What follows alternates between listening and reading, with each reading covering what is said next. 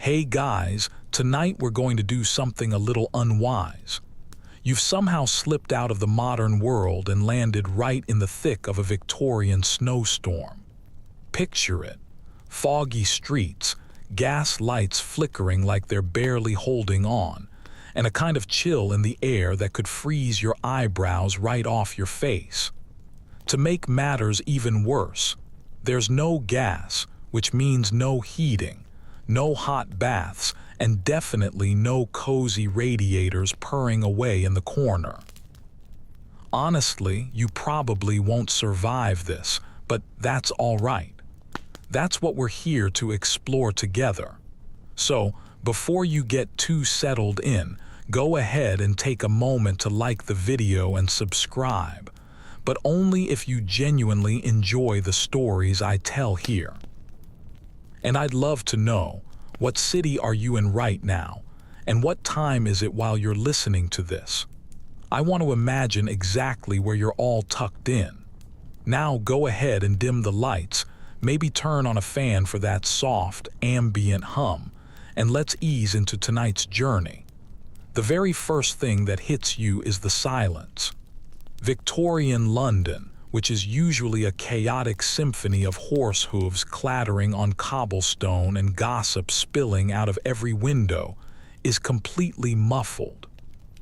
Snow doesn't just fall, it seems to swallow sound itself. The thick flakes drift down like sleepy feathers, coating everything in a relentless, ever-deepening white crust. It's late December of 1880, and London is in the grip of a snowstorm so severe that the newspapers have stopped talking about royal affairs and started printing tips on how to unstick your horse from a snowbank. You're standing at the edge of Fleet Street, shivering through the layers of clothing you thought would be enough. Wool and an overcoat, check. Gloves that are just a little too snug, check. Your confidence is evaporating with every passing second. You don't even have a clue how you got here. Maybe it was a dream, or perhaps some bizarre time travel experiment gone wrong. But it doesn't matter now. You're here, and your breath is forming complete sentences in the frozen air. Victorian London, despite what you might see in romantic paintings, is not built for a blizzard. The buildings are tall and narrow, mostly covered in a layer of soot. The alleys twist and turn like they were drawn in a hurry, creating slush-filled traps that are just waiting for your modern boots to betray you, which they manage to do twice in the first 5 minutes.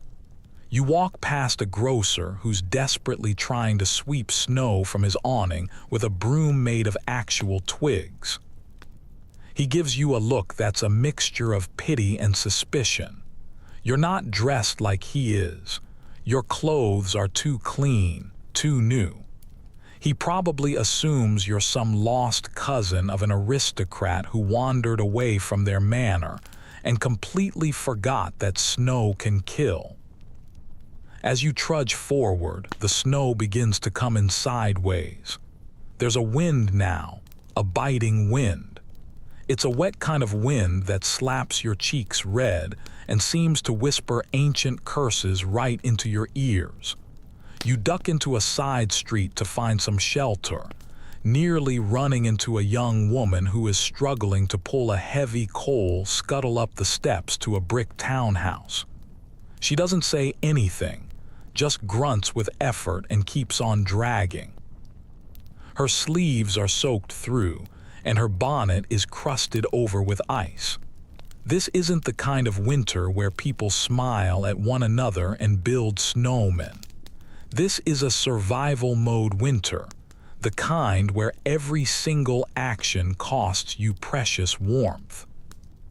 The street lamps are getting dimmer as the gas pressure drops all across the city. You don't realize it yet, but that flickering glow is your last little connection to the modern world. In about an hour, this entire neighborhood will be plunged into darkness, without any light or heat. The gas works, completely overwhelmed by frozen valves and equally frozen workers, will practically shut down entirely. And not just for a minute or two, but for days on end. You think about checking into an inn, but most of them are packed well beyond their capacity, crammed with families trying to escape their own cold, stone flats. The inns that still have heat are charging absolutely eye-watering prices, and you are broke. Victorian broke, which means your only options are to find shelter or learn firsthand what it feels like to be a hypothermic Victorian ghost. You spot a small church a little way up the road, its tall steeple rising like a lighthouse in the thick, white fog. A few people are huddled together on the steps, wrapped in patchwork shawls and wool scarves pulled so tight they barely look human anymore. You decide to join them, half expecting to be chased away, but one of them, an old man with a nose like a hawk's beak, just gives you a silent nod and scoots over to make room. The doors are locked, of course they are, but the overhang at least provides some protection from the wind. For right now, that's enough. You sit down beside him, instantly regretting it as the cold starts to seep into your bones like a damp, clinging smoke. A horse clatters by, barely visible in the haze. Its hooves make an uneven clopping sound on the cobblestones, which are half hidden by the snow. The cart it's pulling seems to be carrying firewood. The driver is wearing goggles and has a scarf wrapped 3 times around his face, probably delivering a bit of heat to the lucky few who can afford it. The man next to you leans in and mutters, "No gas again. Pipes burst on Thursday. They said it'd be fixed. Still waiting." You just nod, not sure what to say. This whole city runs on gas. Without it, there's no light, no fires for cooking, and no heat in the fancier homes. You're not even sure if the water pumps will be able to last much longer. He leans back and closes his eyes again. Always happens when it's coldest. You'd think they'd plan better. And you think to yourself, would they really? Victorian infrastructure, let's just say, isn't exactly built on optimism. London is massive by this point in time, teeming with millions of people, most of whom are just barely scraping by day to day. There are some innovations, sure. Pneumatic tubes, gas lamps, even early telephone lines if you're wealthy. But none of that means anything when the snow turns every single road into a treacherous slide. And freezing temperatures can bring industrial power to its knees. People start to gather around a woman who is lighting a candle. The little glow is tiny but completely mesmerizing.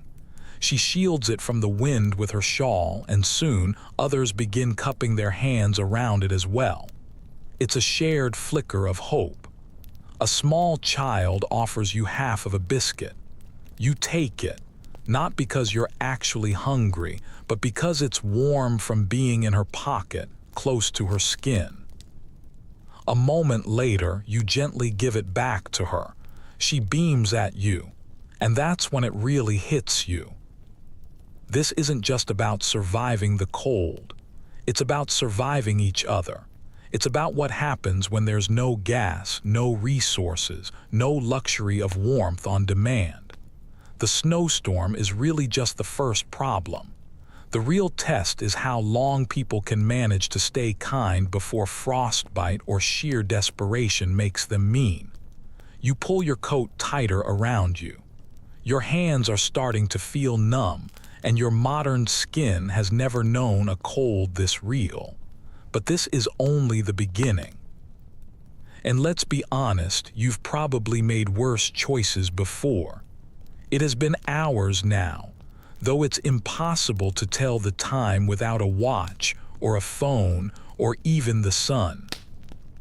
The gray sky hangs low overhead, like a ceiling sagging under the weight of snow that just refuses to quit.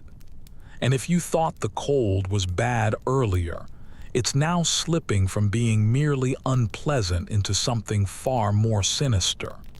Your breath fogs up in the air and doesn't seem to move away. It just floats there as if it's too tired to vanish. Every breath you take stings your nostrils. Every breath you let out feels like it's being stolen from a dwindling source of heat you didn't even realize your body was protecting. The group gathered on the church steps starts to break apart. One by one, they peel away like frost-covered petals. Some of them head for the alleyways, others toward dim, yellow-lit windows in the distance, homes or pubs maybe, or just anywhere with the slight possibility of heat. You're on your own again, and that brief moment of shared humanity you felt now seems like it happened in a different timeline altogether.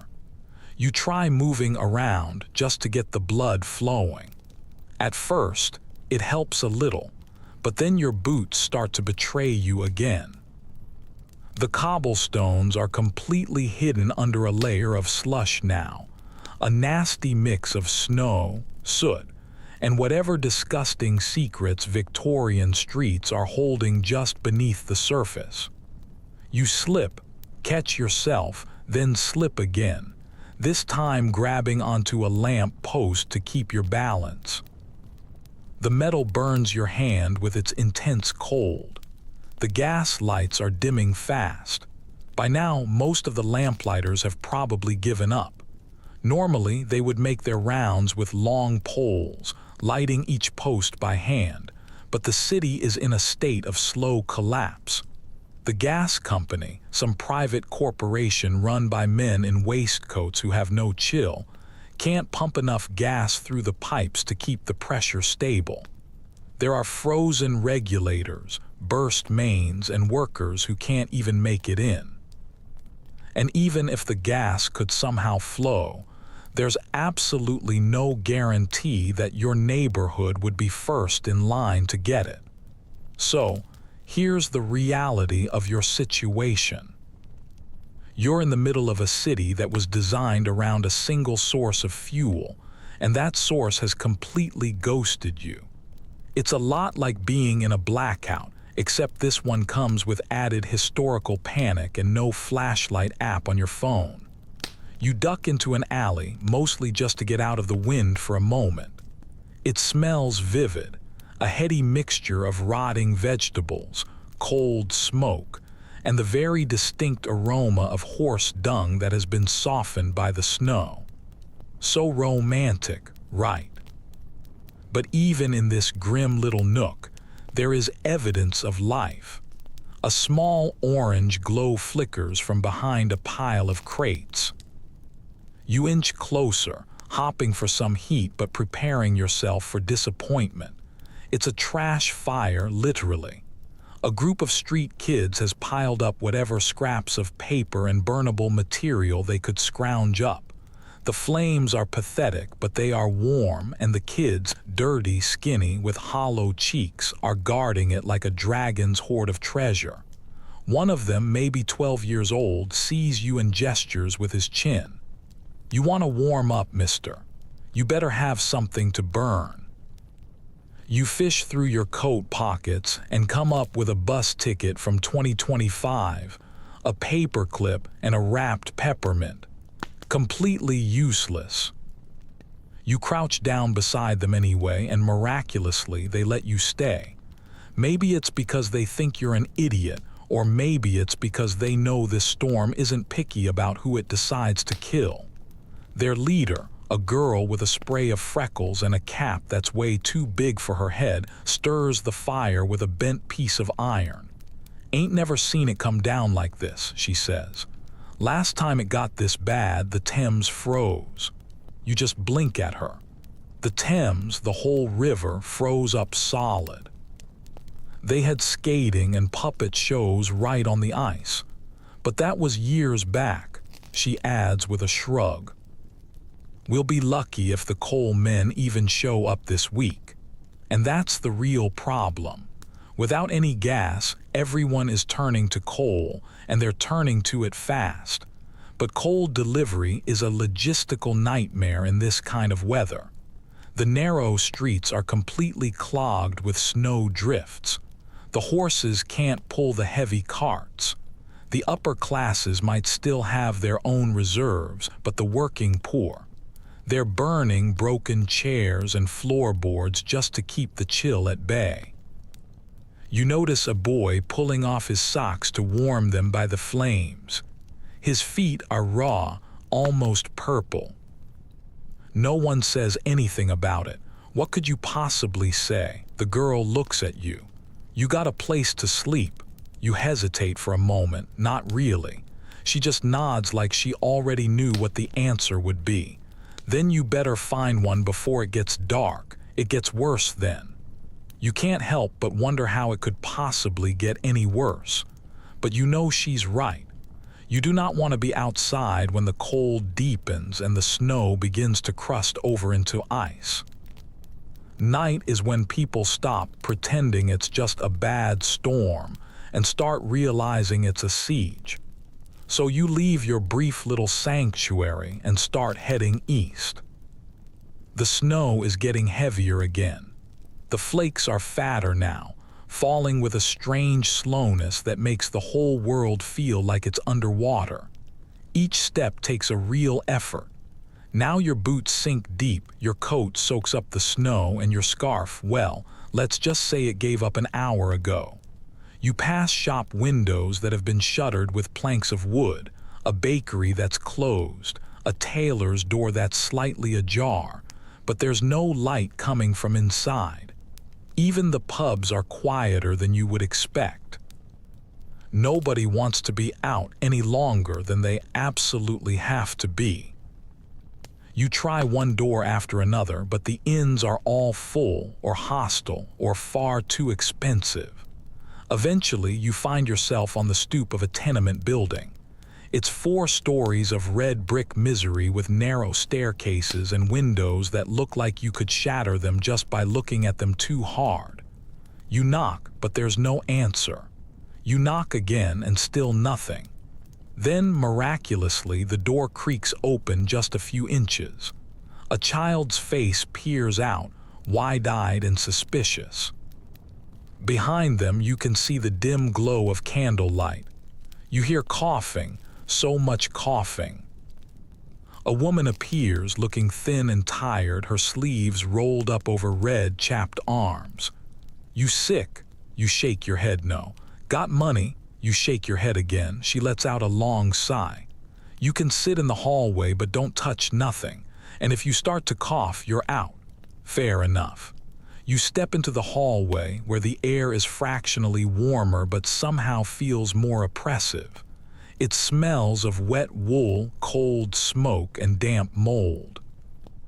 People are sitting on the stairs, hunched over beneath blankets, sharing crusts of bread. A man is playing something soft on a harmonica. A baby cries somewhere on an upper floor. The gas sconces on the walls are dark and useless. You manage to wedge yourself into a corner and finally, let your body rest. Your muscles twitch with that strange ache that comes from prolonged cold. Your fingers burn as they begin to thaw. It's a good sign, maybe, or maybe it's a warning. Outside, the wind howls once again. Snowflakes dance past the cracked window like pale, fleeting ghosts. And you realize this isn't even the peak of the storm yet. Morning arrives, or at least something that resembles it. There's no real sunrise, just a slow gray light that seeps through the cracked window panes like someone wringing out a dishcloth full of fog. The air hasn't warmed up at all. If anything, it feels even colder, more still. You wake up with your back pressed against the hallway wall, your limbs stiff, and your head pounding with that deep, internal ache that only a true, biting cold can deliver. Your breath comes out in slow, ragged clouds. The candle that someone left burning overnight is now nothing but a stub in a small puddle of wax. You have survived the night, but just barely. The tenement is waking up all around you, but there's no cheerfulness to it. There are no chirping kettles or lively chatter. There is just more coughing and the sound of footsteps that drag instead of step. You hear the soft creak of people unpeeling themselves from shared blankets and still damp clothes. You can hear someone trying to light a stove on the floor above you. There's a desperate clank and then the spark of flint, followed by a long curse when it doesn't catch. That's when it truly dawns on you. Even if people have stoves, they don't mean much of anything without gas. You make your way back outside, slipping down the icy steps with all the grace of a sleep-deprived giraffe. The snow is much deeper now, easily knee-high, and the wind has sculpted it into sharp, unnatural-looking drifts all along the buildings. The street is eerily empty again, as if the entire city is holding its breath. The sky hangs low and white, completely smothering any sense of time. A few blocks over, you finally see some signs of life. A group of men are shouting, gesturing wildly near a thick pipe that runs along the curb. You follow the sound, squinting into the wind, and you catch sight of a gas company wagon, drawn by horses and already half frozen. Two uniformed workers are arguing beside an open hatch in the street. "Pressure's gone," one of them says, his face flushed and red. "Main lines burst from the cold. Ain't no flow to this whole section." "Then reroute it," the other one snaps back. "If we don't get it running, half these blocks will freeze solid by nightfall." You step a little closer, hopping to glean some useful information, but you're just another body standing in the snow. The men ignore you, kneeling down by the hatch and shining a lantern into the dark pit below. That's when you learn your first real lesson of Victorian survival. Infrastructure is fragile, and nobody is coming to save you. The Victorian gas grid was revolutionary for its time. It was a tangled web of cast iron pipes and street-level valves that fed homes, lamps, and factories. But it was also incredibly brittle. Temperatures like this make the pipes contract and then crack. Water gets inside, it freezes, and then boom, no gas, no light, no heat, no nothing. By now, families in the nearby homes are waking up to find their grates cold and their stoves completely unresponsive. Some of them still have fireplaces, if they're lucky. Others just shiver under their blankets and hope for a knock at the door from a coal man. But most of the delivery wagons are stalled. Streets like these haven't been cleared. Shovels are in short supply. And the only people moving through the snow with any reliability are those who absolutely have to, like chimney sweeps, policemen, and desperate folks just like you. You remember something the freckled girl by the fire had said: "The coal men won't come." And she was right. The roads are impossible. The animals that pull those heavy carts are literally dying in the streets. You pass one on your way toward the docks. A massive draft horse collapsed on its side, its ribs heaving, its eyes wide and glassy. A man tries to coax it back up, then gives up and starts unstrapping the harness, cursing under his breath. Some buildings have resorted to using old tricks. You spot smoke curling from chimneys that shouldn't even be in use, makeshift flues that have been reactivated after decades of disuse. A widow leans out of her window to knock icicles off the sill with a broom, her breath swirling around her head like a ghost. Below, a boy is dragging what looks like a broken chair toward a cellar door. It's fuel. Without gas, coal is as good as gold. And without coal, people will burn anything they can get their hands on. Broken furniture, newspapers, crates, if it can catch fire and give off heat without killing you too quickly, it's fair game. You duck into a side alley and find a pair of women feeding a fire in a steel barrel. They're burning scraps of cloth. One of them eyes your coat with obvious calculation. "Trade?" she asks, her voice scratchy from the smoke and cold. You just shake your head and keep walking. Because here's the ugly truth. When the gas goes, the whole system collapses fast.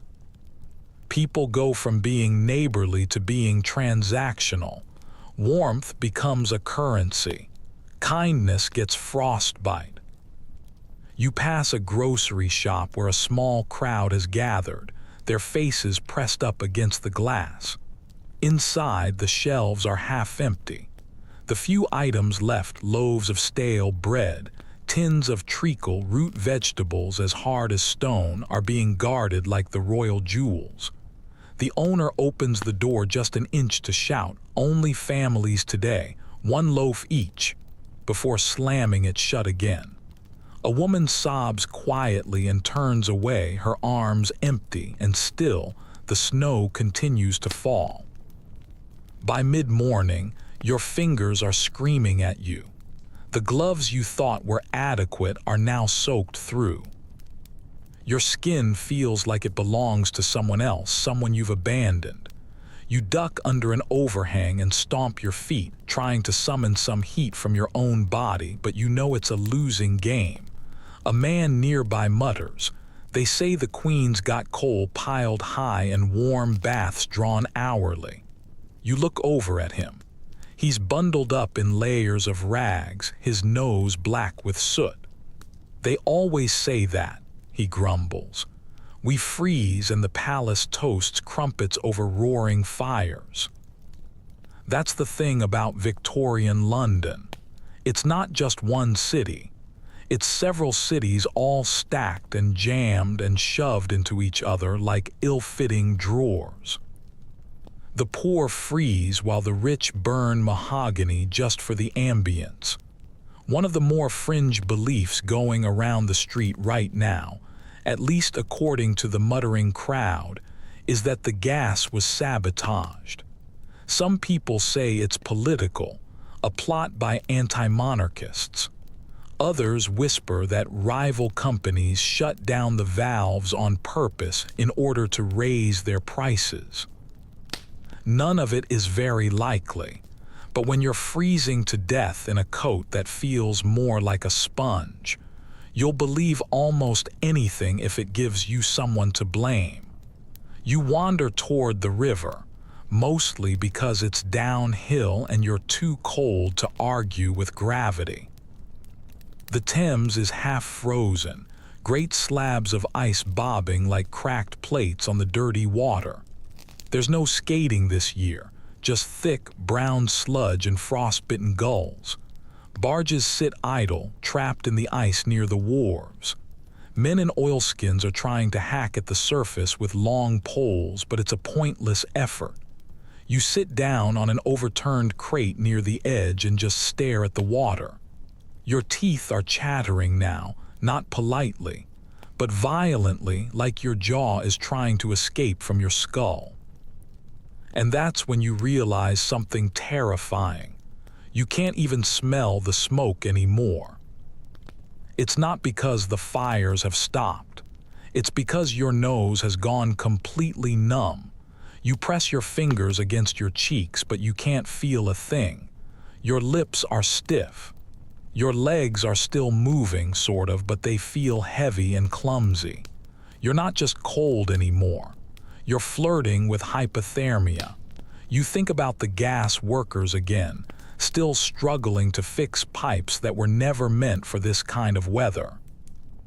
You think about the families waking up to cold beds, about the woman who let you into her hallway last night, and whether she had enough to burn this morning. And then you think about the fact that this is only the second day. The storm hasn't let up. The gas is still out. The cold is still coming, and you're running out of time. By now, the snowstorm feels less like weather and more like a full-on siege. It's not just cold anymore, it's aggressive. It wraps itself around buildings, slips under doorways, and clings to your clothes like it's trying to pull you under. The city groans beneath its weight. Roofs are beginning to sag. Wooden signs are hanging at strange angles, encrusted with icicles the size of fireplace pokers. Every sound is muffled, and every step is an argument with nature. Your body is in full rebellion. Your toes have gone completely silent, which is never a good sign. Your fingers twitch involuntarily when you try to flex them, and your breath is coming out in shallow little bursts now, like even your lungs are questioning your life choices. You need to find heat, and you need it now. You spot a plume of smoke in the distance, not cold smoke, but something lighter, more chaotic, and you follow it down a side street. The smell hits you before you see the source. It's sharp, acidic, and oily. It stings your nostrils, and for a brief, insane second, you're happy just to be able to feel something again. Then you turn the corner and you see it. Someone is burning their mattress in the middle of the street. It's fully ablaze, the foam and springs blackening as the flames lick upward in desperate flickers. A small crowd has gathered around it, not for safety or because of an emergency, but for warmth. The fire dances in their hollow eyes. A boy fans it with what looks like a torn curtain. A man tosses in a wooden leg from a broken table. No one is speaking. You edge closer, holding your palms out, feeling the sting of the sudden heat against your frozen skin. It's almost too much, like drinking boiling soup after days of only cold water, but you don't care. The warmth is immediate, almost religious. It pulses through your arms, your back, your face. You want to cry, but even your tear ducts feel frozen. A woman beside you snorts. "Not going to last long," she says, pointing at the fire. "Be ash by sundown, then what?"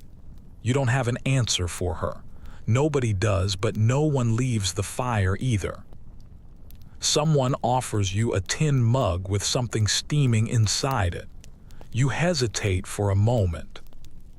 The woman laughs. "Tea. Relax, ain't poison, just weak."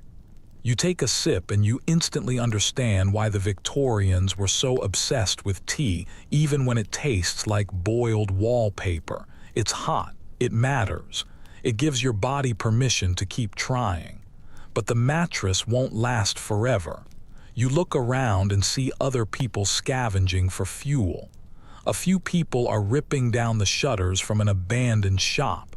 Someone else is breaking apart a piano. They're doing it with a strange kind of efficiency, as if they've done it all before. And maybe they have. This isn't the first time London has been gripped by a storm like this, and it won't be the last. You spot a pair of older men debating over whether to burn an old bookcase. "It's mahogany," one of them says, sounding offended. "Exactly," the other one shoots back. "Burns hot. That's the new value system. Beauty, sentiment, history, it's all worthless. If it can burn, it's useful. If it can't, it's just something else to trip over in the snow." But here's the thing, they're not wrong. In the absence of gas, London is slipping back into a soot-streaked version of itself, a coal-fed monster that eats furniture and spits out ash. Even those who once swore off using firewood are now tearing up their own floorboards. It's back to basics, almost medieval. You make a mental note. If you manage to make it through this, you are never complaining about a chilly apartment ever again. You decide to head further south, toward the heart of the city. Maybe you'll find a pub with a working hearth or a factory that's still pumping out some heat. The streets grow quieter as you move. The snow is deeper here, and the silence is more total. Only the occasional call of a crow from a rooftop breaks the quiet, its black feathers rimmed in frost. Eventually, you stumble across a grand house at the edge of a square, with big windows and gas lamps outside, or rather, former gas lamps. They're all dark now. The brass fixtures look sad and neglected, covered in a layer of rime. You knock on the front door, mostly just out of curiosity.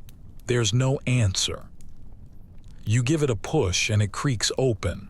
The house is empty, or not quite. Inside, it's absolutely freezing. Your breath fogs up instantly. The grand front hall is coated in a fine dusting of snow that has blown in through a shattered window on the second floor. There's broken glass crunching under your feet. The portraits on the wall seem to be shivering in their frames. This place once had gas in every single room. You can tell by the elegant wall fixtures, sconces with little glass tulip shades. Now they're just decorations, useless, beautiful fossils of a more convenient time. You wander into what must have been the parlor, and it's as cold as a tomb. But in the corner sits a fireplace. It's marble fancy and clearly hasn't been used for who knows how long. You check it. It's clean, no ashes at all. Whoever lived here probably relied on gas exclusively. They had no firewood, no chimney soot, and no backup plan. You scavenge through the house, finding only scraps, a broken chair leg, a splintered desk drawer, and a few dusty books. You toss it all into the grate and light it with a couple of matches you borrowed earlier from an acquaintance at a barrel fire. It catches, but just barely, though it's something. You sit close, way too close, letting the shallow flames warm your knees. The room starts to feel less like a tomb and more like a very low-budget sanctuary. The fire crackles softly. You add a book to the flames, something about 19th century chemistry. You're pretty sure the author would forgive you. This house was once a monument to modernity. It had gas lines in every room, an electric bell system, even central plumbing. Now it's just a cave with a fire in it. It's funny how fast progress can reverse itself, and not everyone is taking it so gracefully. You've heard rumors of people blowing up their own homes trying to force gas back through frozen lines. There have been desperate attempts to thaw pipes with candles, resulting in entire blocks going dark from a single bad fix. One fringe theory that's floating around, and you hear it repeated more often now, is that the gas isn't just off, it's haunted. People are saying that the cold has summoned something, gas ghosts, the angry spirits of Victorian engineers. It's silly, sure, but when you're freezing to death in a crumbling mansion and burning textbooks for survival, a little ghost theory doesn't seem so far-fetched. You feed another page into the fire and lean back. The chair creaks under you. You imagine the original owner sitting right here, sipping sherry by the light of a gas lamp, never once wondering what would happen if the gas just stopped. There's a lesson in here somewhere, buried between the splinters and the smoke. Every modern luxury is just one big snowstorm away from becoming a complete joke. You have no electricity, no gas, and no backup, just a small fire and a pile of flammable regrets. And the storm still hasn't even peaked yet.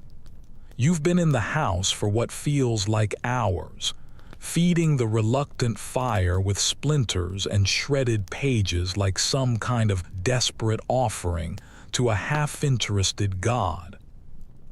It never gets truly warm, just less cold. It's the kind of heat that gives you hope but not comfort.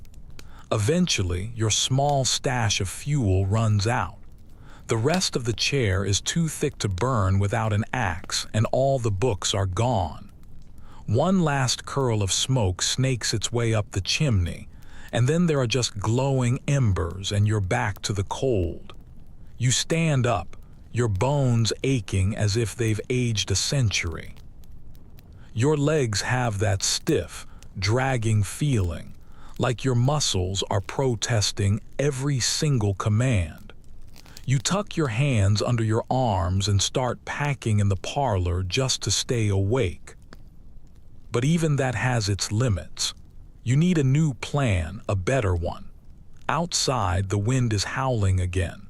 The snow doesn't just fall now, it flies. There are horizontal sheets of ice slicing down the alleyways. Victorian London is being eaten alive by this storm, and you are just another flake in the wind.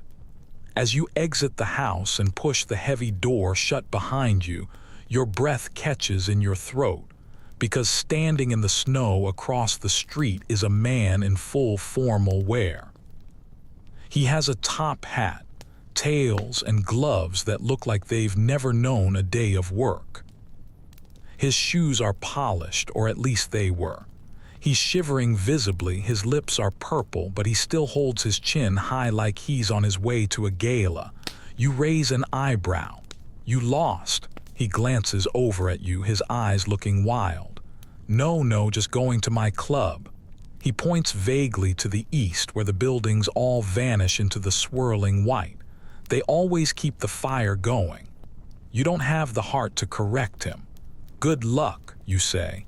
He nods once and then disappears into the storm. You head in the other direction. Your goal is to find more layers. The ones you have just aren't cutting it anymore. Victorian clothing is strange. Some of it is practical, but some of it is absurdly decorative. You need to build up your layers piece by piece, or you're going to end up frozen solid like that fancy gentleman, some kind of snow-covered cautionary tale. You find a rag shop a few streets over. Its windows are cracked but still intact.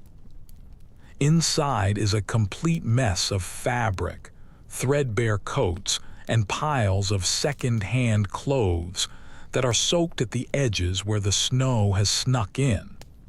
A little bell above the door jingles as you enter. A woman peers at you from behind the counter with the flat expression of someone who hasn't slept in days. 2 pennies for anything that fits, she says before you can even ask. You rummage through the piles and come away with a heavy wool cloak, stiff and dusty but very thick, and a pair of what might be ladies' stockings. It doesn't matter.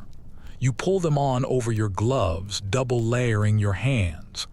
Next, you find a scarf that reeks of mothballs and pipe smoke. Then you find a sweater, gray, knotted, and barely holding itself together. You look ridiculous. You look like a walking thrift store that's been left out in the rain, but you are warmer. You drop your few remaining coins on the counter. The woman doesn't even bother to look up. Outside, the wind hits your new layers, and for the first time it actually bounces off. Not completely, but enough to make a difference. You trudge onward, following the sounds of movement toward a park. Yes, a park. Normally, you'd avoid it, but you can hear hammering and activity. You can hear people. You find a makeshift camp there, tucked away beneath the trees. A group of people, poor, middle class, even one man in what looks like a vicar's collar, have erected tarps and blankets tied between tree branches and lamp posts. Fires are burning in barrels and in holes that have been dug in the snow. It's an odd little oasis, gritty and raw, but somehow it's alive. "Come in if you're clean," the man at the edge says, his accent sharp and skeptical. "We don't need lice." You nod and step forward slowly, offering up your hands and your arms. You think he's going to inspect you like a TSA agent of misery. He just grunts and waves you in. Inside the encampment, you hear voices for the first time in hours and even laughter. Someone is playing a tin whistle. Children are chasing each other around the trees, their boots barely clinging to their feet. Women are huddled near the fires, toasting dry biscuits on sticks. It smells like wood smoke and desperation, but it feels like a kind of hope. You settle down near a fire beside a group of dock workers and their families. They're passing around a bottle of something strong and unlabeled. A woman offers you a tin plate with something thick and grayish bubbling in it. Stew, she says, mostly potato. You eat it. It's flavorless but warm, and it slides down into your gut like a blessing. Someone wraps a shared blanket around your back. For now, you belong to the tribe. And here's something you hadn't expected. Victorians are absolute pros when it comes to layering. One woman explains how to trap heat by using paper between your shirt and your waistcoat. Another one shows you how to line your boots with old newsprint. It sounds completely insane, and it is insane, but it works. Just a bit enough to matter. A boy hands you a hot brick wrapped in a piece of cloth. You just stare at it. For your bed, he says. Well, floor. You clutch it like it's a newborn baby. They teach you other tricks, too. Stuffing your sleeves with straw, wrapping scarf layers diagonally, holding your breath before going out into the wind so your lungs don't panic. They even teach you how to sleep in pairs to share warmth without crossing any social lines. Victorian winter etiquette is a real thing, and all of this is without gas. They mention it like a joke now. Remember gas, one man says, and the group lets out a grim chuckle. Luxury. They've already shifted gears and adapted. They have fire pits, hot stones, and shared body heat.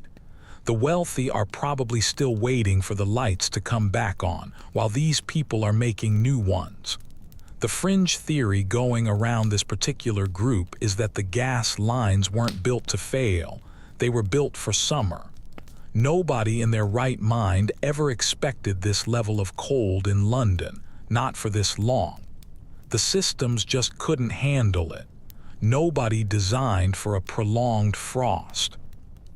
It's not sabotage, it's just stupidity. And honestly, that might be even worse. As night falls again, you lie down beside a man named Will who used to work unloading coal from barges. He pulls a blanket over both of you without a word. The fire flickers near your feet. The stars are invisible and the sky is thick with moving clouds.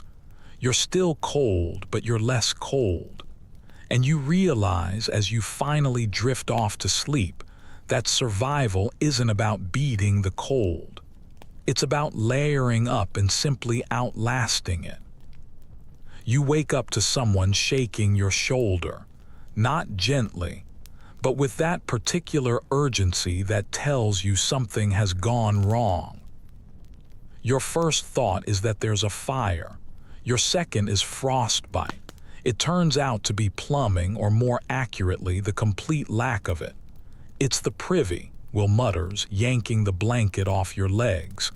Overflowed sometime in the night, frozen solid now. Best get moving before it stinks us all into the next life. Ah, yes, Victorian hygiene. You hadn't really thought about it yet. You've been too busy worrying about freezing to death to consider the other basic human needs. But now the smell hits you, low and bitter and unmistakably biological. Even in the biting cold, it somehow finds a way to rise. The camp is stirring, groggy and annoyed. Children are being herded away from the far side of the tree line. Women are yelling and men are swearing. A makeshift outhouse, which was really just a bucket in a wooden stall, has collapsed under the weight of both snow and, well, usage. Now it's a frozen biohazard and no one wants to be the one to deal with it. You step back, tugging your scarf up over your nose. Welcome to the unglamorous side of surviving a Victorian snowstorm: waste management. With no functioning plumbing, no working pumps, and now no gas, the entire city is experiencing a full-blown sanitation crisis. Indoor toilets, if you were lucky enough to have one, are frozen. Outdoor privies are either overflowing or completely iced shut. Chamber pots have become the new currency of survival, and the streets are quietly returning to their old role as a public latrine. You try not to think about it too hard as you pack up your things. The fire has died down, and most people are beginning to disperse, heading toward whatever shelter they can find before the next front of the storm rolls in. The wind has picked up again, sharper now, and the sky has that heavy, metallic look, like someone dragged a sheet of lead across it. You leave the park and head down a side street, following the smell of smoke and something vaguely savory. It turns out someone has managed to get a proper cook fire going in the backyard of an abandoned butcher shop. They're boiling water, actual boiling water, which is a rare sight now, and tossing in bones, roots, and something that might be leeks. Soup kitchen, a woman informs you, ladling some of the slop into what looks like a tin bowl of sorts.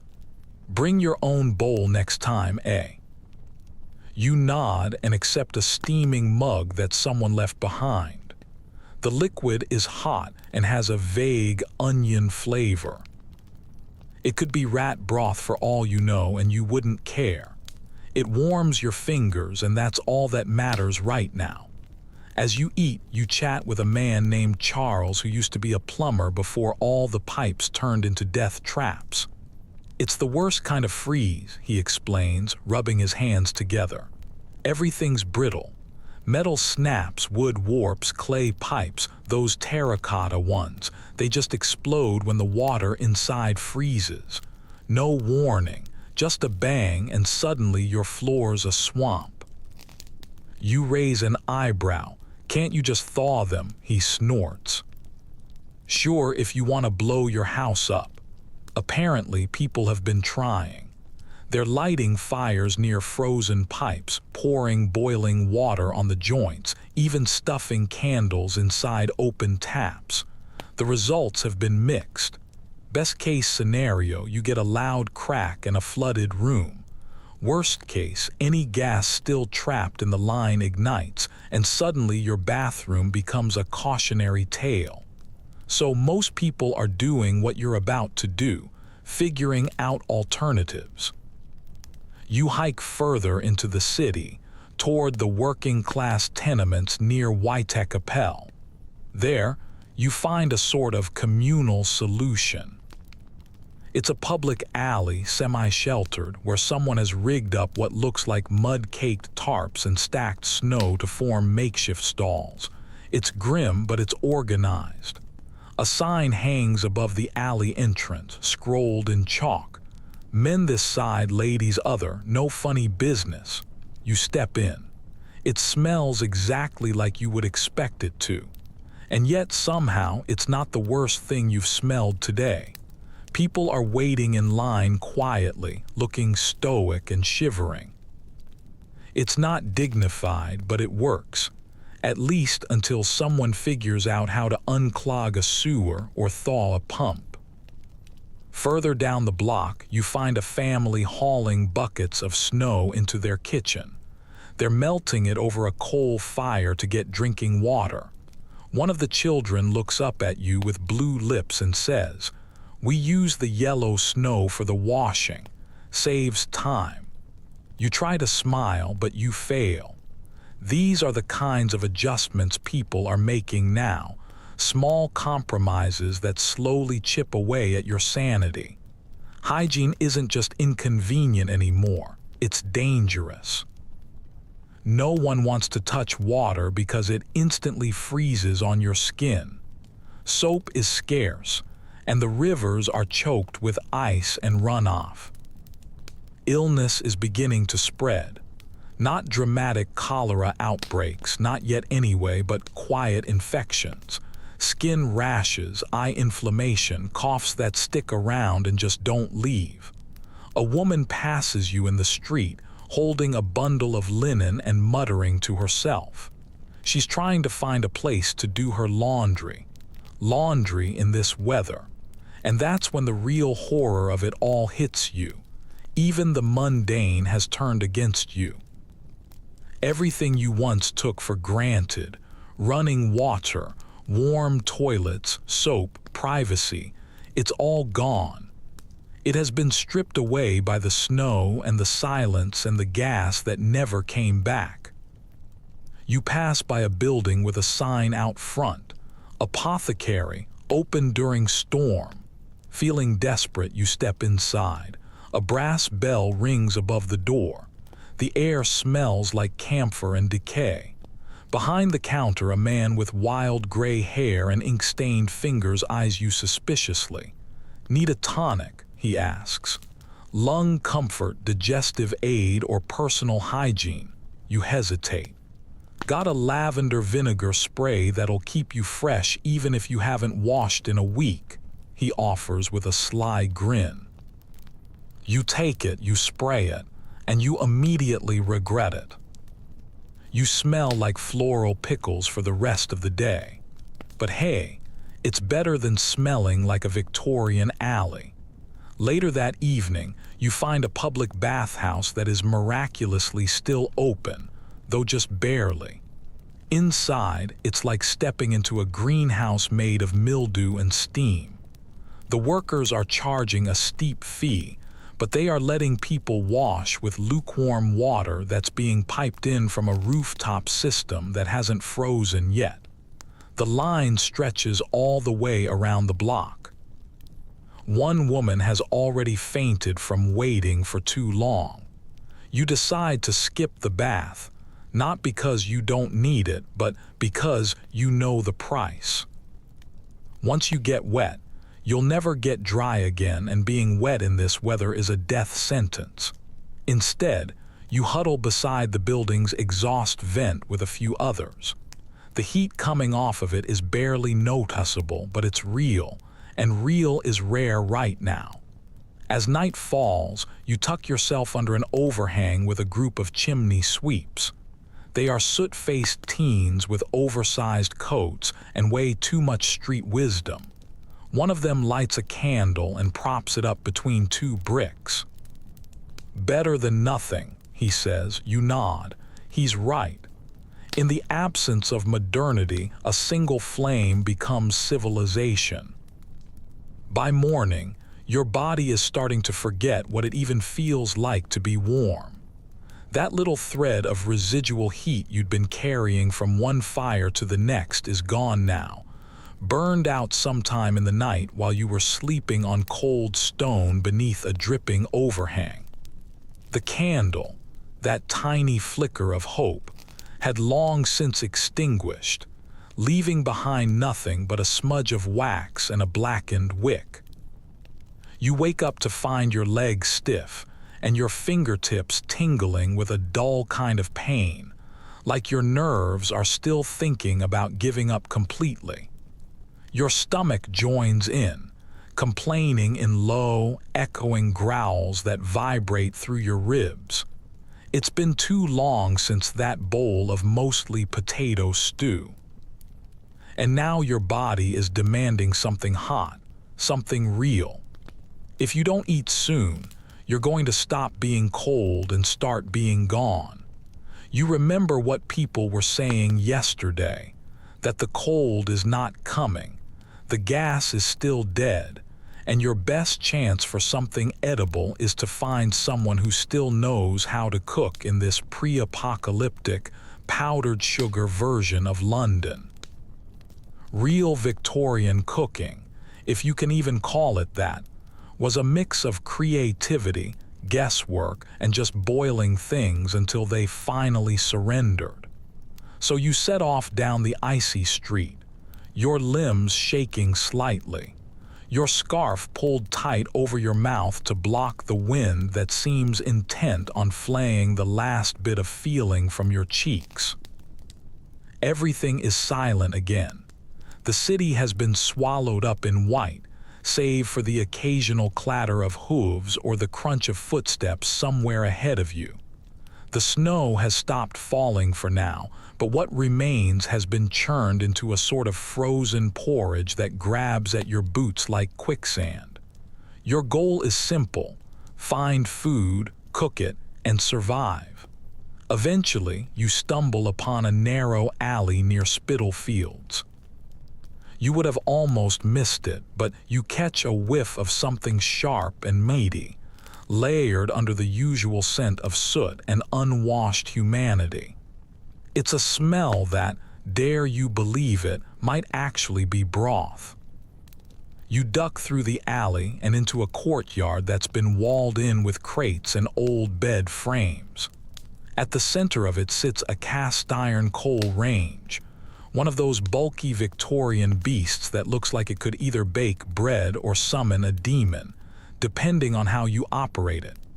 A small crowd is huddled around it. A woman in a soot-streaked apron is tending to a large pot, stirring with a ladle the size of your arm. She's sweating despite the cold, her cheeks pink from both the heat and the exertion. You here to work or just stare? She barks, though not unkindly. You blink. I can work. Good, chop the turnips. You don't even know where the turnips are, but someone hands you a basket and a dull knife. You squat down beside a crate and start hacking away at them. Your hands are numb and clumsy, but the act of movement feels good, like you're rejoining the world of the living. The woman, who introduces herself as Elsie, explains that she salvaged the coal range from a closed pie shop 2 blocks over. She dragged it here with the help of 3 neighbors and a stolen wheelbarrow. Built like a ship's engine, she says proudly, tapping the side of it. And just as temperamental. There's barely any coal left, so she's supplementing it with firewood, furniture legs, and a surprisingly efficient mix of dried orange peels and old newspapers. The soup is a wild combination of whatever people can offer: salted beef scraps, barley, onions, and some mystery root vegetables that someone insists are edible. Someone else contributes some dried peas. Another person brings stale bread, which gets toasted and then dropped into the bowls like Victorian croutons. It smells absolutely amazing. As the turnips soften and the soup bubbles away, you get the rundown on how cooking has changed since the gas went out. Most people relied on coal ranges or open fireplaces before gas cooking became popular. Gas stoves were seen as the future, cleaner, faster, and easier to control, but they required a steady gas line. And right now, that's about as reliable as a paper umbrella in a thunderstorm. So now, everyone has gone backward, scrambling for solid fuel and makeshift kitchens. People are cooking in alleys, in their bathtubs, even in stairwells, anywhere with a bit of airflow and enough space to keep from setting the whole building on fire. One woman shares a story about trying to fry eggs over a candle. Another one talks about building a clay oven in her garden using old flower pots out of sheer desperation. People are learning fast, or they're not eating at all. You glance over at the pot, where the soup is finally ready. Bowls are passed out. Yours is chipped but still whole, and it's filled with a steaming beige liquid that smells like meat and dreams. You cradle it in your gloved hands like it's a precious artifact. the heat seeping through the ceramic and into your palms. The first sip is everything, savory, hot, and slightly salty. It's real nourishment. You almost cry, but you don't. You finish every last drop, wipe your mouth on your sleeve, and ask if you can help again tomorrow. Elsie just nods. If we've got anything to cook. That night, you sit beside the coal range long after the others have gone, watching the embers flicker in the grate. Someone drops in a bundle of twigs that have been wrapped in wax cloth. The fire flares up, casting a dancing orange glow across the courtyard walls. You ask Elsie what she thinks about the gas failure, what the real story is. Truth is, she says, leaning on the ladle, the city got too used to easy heat. Gas made people soft. It failed cause we stopped remembering how to live without it.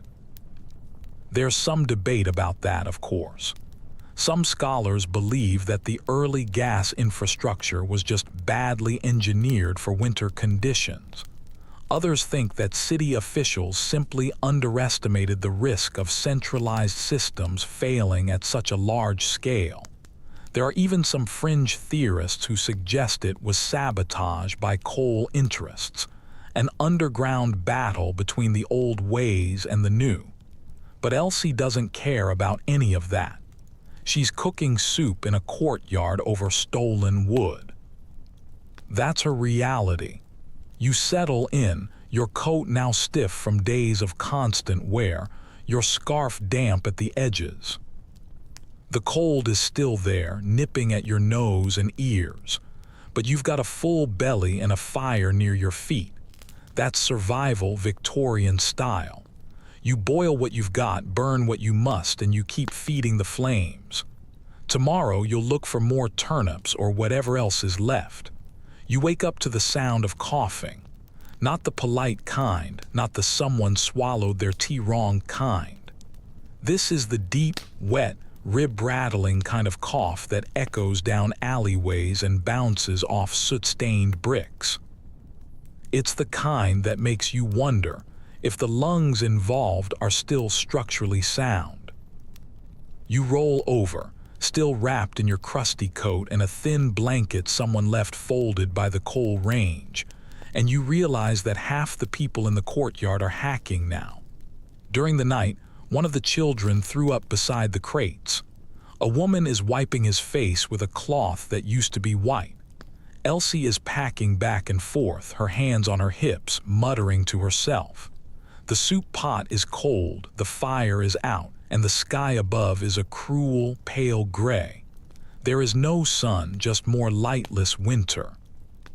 You're not sick yet, but your throat feels dry and scratchy, like it's been scraped with a wooden spoon. Your lips are cracked, your nose is half frozen, and you're starting to suspect that your immune system is waving a tiny white flag behind the scenes. Illness is coming, or maybe it's already here. Elsie doesn't waste any time. No more shared bowls, she announces. Wash your hands in the snow at least, and if you're coughing, you sleep outside the circle. No one argues with her. These are the kinds of rules you don't debate when there's no doctor in sight, no antibiotics, and no working health system. One mistake, and half the camp could end up face down in the slush. Welcome to the part of the Victorian snowstorm they don't put on the postcards. The problem isn't just the cold anymore, it's what comes along with it. The cold leads to weakness, and weakness leads to infection. And in 1880s London, that infection often has a name: cholera, dysentery, tuberculosis. Some of them aren't even picky about how you die. They'll take your lungs, your guts, your kidneys, whatever they can get. You've heard the horror stories already. The woman 2 streets over who coughed herself unconscious. The butcher's apprentice who started bleeding from his gums.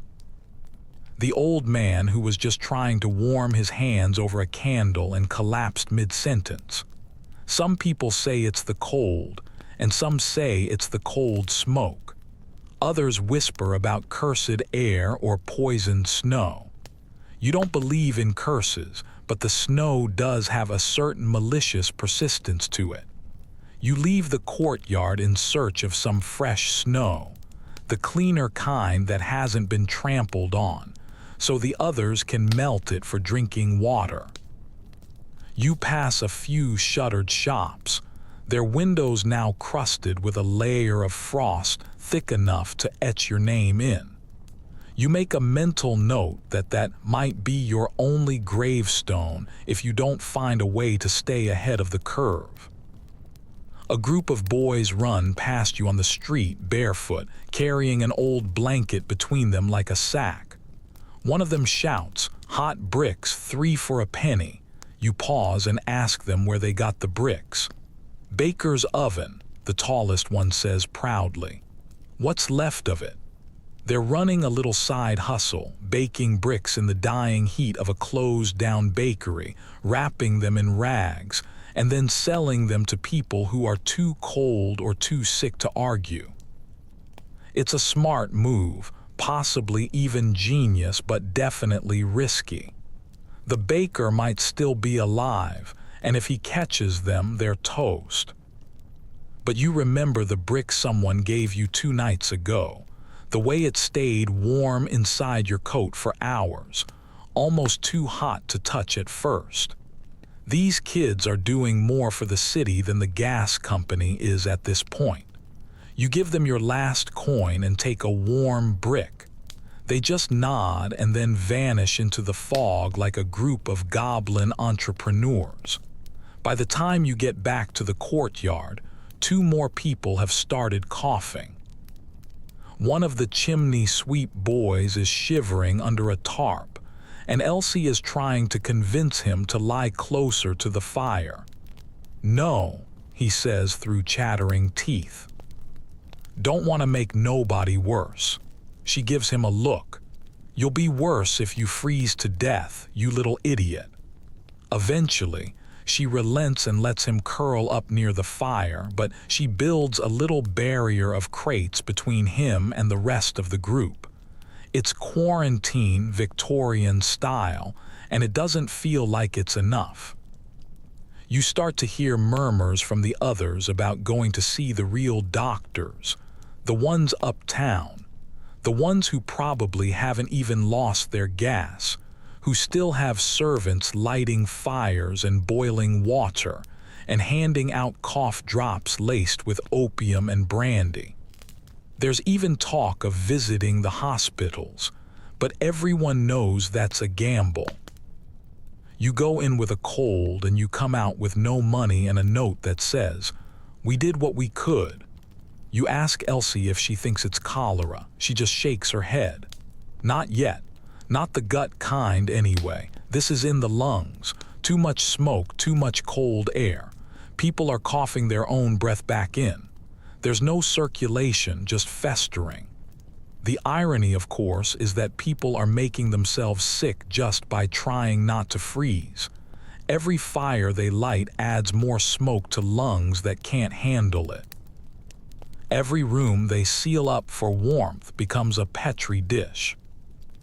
There's no fresh air, no clean water, no soap, and absolutely no way out, and still no gas. Not even a whisper of it. Someone heard a rumor that the mains in the West End might be flowing again, but that's miles away. It might as well be on another continent. The weirdest part is the contrast. Outside, it's still beautiful. The snow softens all of the city's hard edges. The rooftops glitter. The trees stand like sculptures. Every corner looks like it could be on a Christmas card. But underneath that postcard is rot. Rot in the lungs, rot in the water, and rot in the walls. Later that day, you sneak into an apothecary again, a different one this time. This one is more cluttered, more chaotic, more homegrown. There are bottles with hand-scratched labels, dried herbs hanging from the ceiling, and a stray cat curled up beside a mortar and pestle. The apothecary is an older woman named Mags, with wiry gray hair and a pipe she never seems to light. She eyes you and says, "Cold's got teeth. Don't just sit." You nod. She mixes you something and says it's good for lung chills.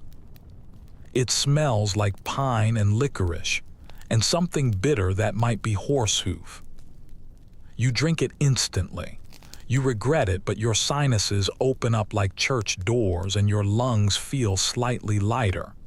"Don't ask what's in it," she says. "Just breathe." You leave with a tin of something called vapor salts and a bundle of dried leaves. You don't know what to do with them, but you feel better just holding them. It's a placebo with a scent, but it counts. Back in the courtyard, the coughing continues. But you've got your warm brick, your smelly leaves, and a plan. Just get through the night. That's all, just this one. There are no promises after that. Because right now, it's not the snow that's trying to kill you, it's what's riding in with it. You don't expect much from sleep anymore. The most you can hope for is a stretch of unconsciousness where your body forgets that it's freezing. But tonight, the cold isn't even the biggest problem, it's the damp. Your blanket, such as it is soaked from the inside out. Your breath has trapped itself and condensed into the fibers over the hours. When you shift, it clings to your back like a cold slap. Every inch of you aches, and your boots feel like they've been frozen to your ankles. You try the old tricks, curling up like a cat, tucking your hands under your armpits and thinking warm thoughts. They don't work. Your warmest thought is of tea, and even that feels distant and imaginary, like something from a book you didn't finish. But you did have one smart idea before you lay down: the hot brick. You wrapped it in a rag, shoved it into your bedding, and it's still faintly warm. It's not enough to toast you, but it is enough to remind you that heat once existed. And for now, that will have to do. The camp is quieter tonight. There are fewer fires and fewer voices. The coughing has thinned out, not because people are getting better, but because most of them are too exhausted to even cough. When dawn comes, it's not with sunlight, but with weight. The roof of a nearby tenement creaks loudly, and then you hear it, an awful, slow groan, like a giant drawing in its last breath. The snow has piled so thick on top of the building that the structure is starting to sag. And in the silence that follows, everyone knows what's coming next. You're on your feet, running toward the sound before you even know why. It's instinct, curiosity, maybe even a bit of morbid panic. When you reach the street, a crowd has already formed. Dozens of people are staring up at the bowing roofline of a 3-story building. Its gutters are sagging under the weight of the snow like a pair of exhausted arms. "It's going to go," someone says. "Back up," says another. And then it does. With a crack like a gunshot, the roof gives way. The center caves in, sending a flood of snow and splintered timber crashing down through the upper floors. Dust and snow burst from the windows like flour from a broken sack. The whole building exhales in a gasp of debris and then sags lopsidedly, one wall still standing like a defiant jawbone. People rush forward, some to help, others just to see. You follow cautiously as the rubble settles into silence. There's no screaming, no movement. A woman next to you wipes her nose with her sleeve. "Heard the chimney stack was cracked," she mutters.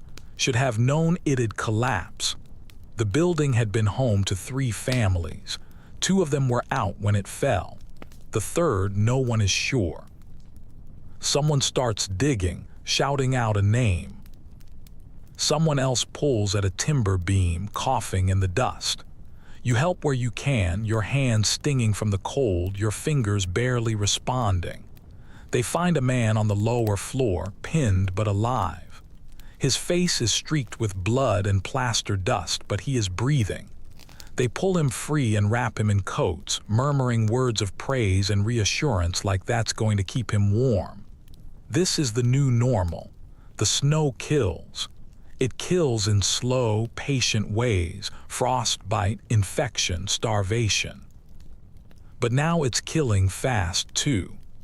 There are collapsing roofs, crumbling walls, and overloaded gutters snapping and crashing down onto people's heads.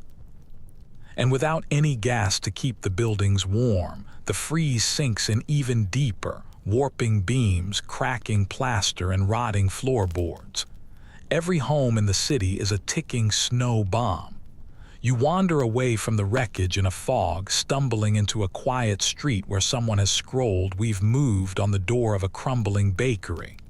Below it, in smaller letters, it says, "Downstairs, warm bricks for sale." You knock. A boy opens the door. It's the same crew from earlier, the barefoot brick sellers. Now they've expanded into architecture. "Come on," he says, jerking his thumb inside. But mind the sailing.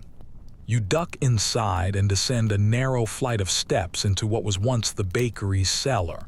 It's cramped, warm, and utterly insane.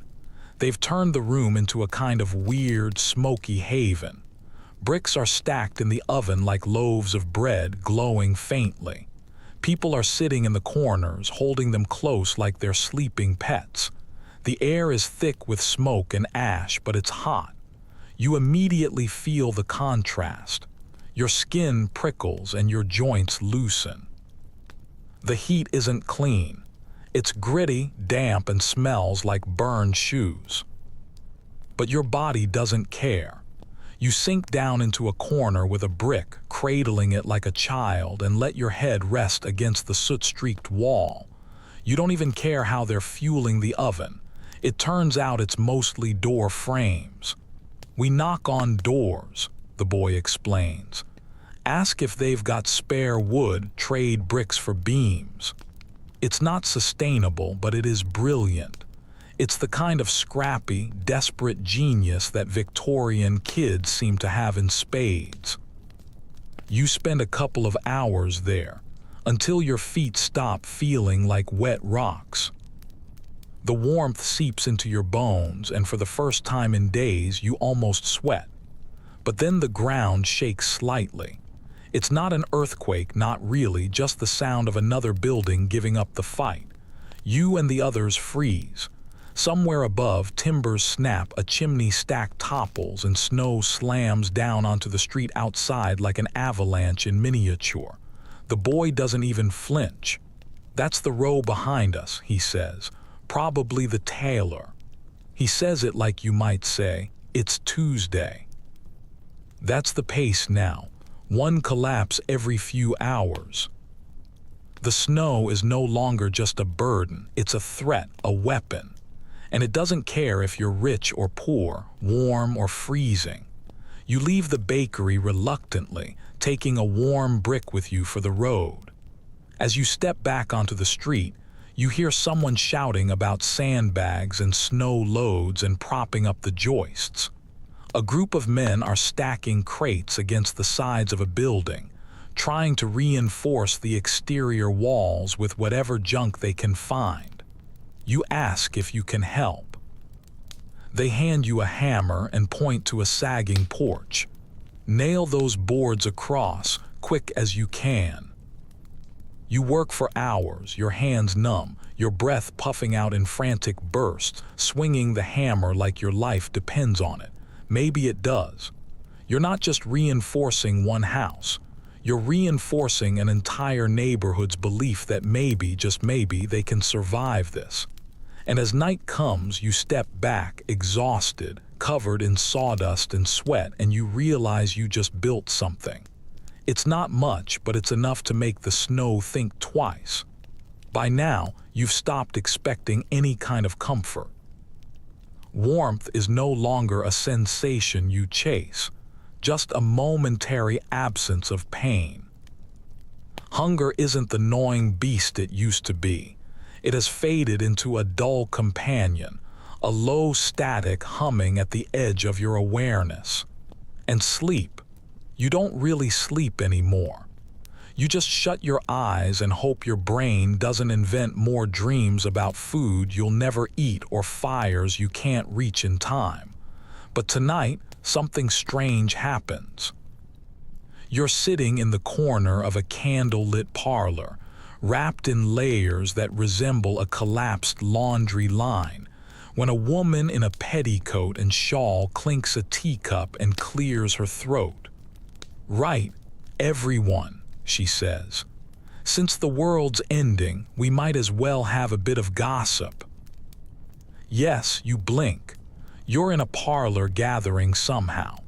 Through a combination of dumb luck, vague invitations, and the magnetic pull of flickering candlelight, you found yourself among a group of Londoners who have decided to ignore the collapse of civilization in favor of some light entertainment. It's completely absurd. It's beautiful, and you are not saying no. The room smells faintly of paraffin and old perfume. Heavy curtains are drawn across the windows, and candles are propped up in anything that can hold them. Teacups, empty bottles, even a hollowed-out turnip. There's a fire, or something like one, poorly made from a pile of old books and half a piano leg. It smokes more than it burns, but it's warmish. Around you are a dozen people. Some are sitting on cracked leather chairs, while others are squatting on cushions on the floor. There's an old man in a dressing gown that looks like it hasn't been removed since the summer. There's a woman in morning black with a flask that she's not sharing. There's a young clerk who smells like linseed oil and fear. And then there's you, of course, the outsider with the wrong kind of boots and a haunted look in your eyes. The host, Miss Lillian, she insists, serves weak tea with a triumphant flourish. "Mint and chicory," she declares, found it at the back of the pantry behind the barley tin. "It tastes like a herb garden died in your mouth. You drink every single drop." She passes around a plate of tiny biscuits that might have been edible 3 snowstorms ago. You pretend to nibble on one. It's mostly just air and regret. And then the games begin. Someone pulls out a pack of cards, not for poker, as no one here has anything worth betting but for fortune-telling. The old man starts dealing them out like he knows what he's doing. You get the 9 of swords. Miss Lillian gasps dramatically. "Ooh, dire," she says. "That one's for nightmares and dread." You just shrug. It feels accurate. Someone else draws the tower. Everyone groans. Someone coughs. As the evening rolls on, the stories get louder and stranger. One woman claims her chimney-sweep uncle saw a frozen angel in the snow, its arms raised up to the sky. Another one swears she passed a man outside Somerset House who was glowing, lit from within like a lantern, with no fire in sight. A few people snicker, but no one really laughs. Not anymore. The line between rumor and reality is just too blurry now. You contribute a story of your own about the hot brick traders in the bakery and the way the cellar seemed to breathe warmth like it was alive. Someone calls it genius. Someone else says it's illegal. Miss Lillian raises her teacup. "Necessity," she declares, as if that ends the debate. And maybe it does. It's easy to forget in moments like these that you're in a city that is literally falling apart. That the gas has been gone for days.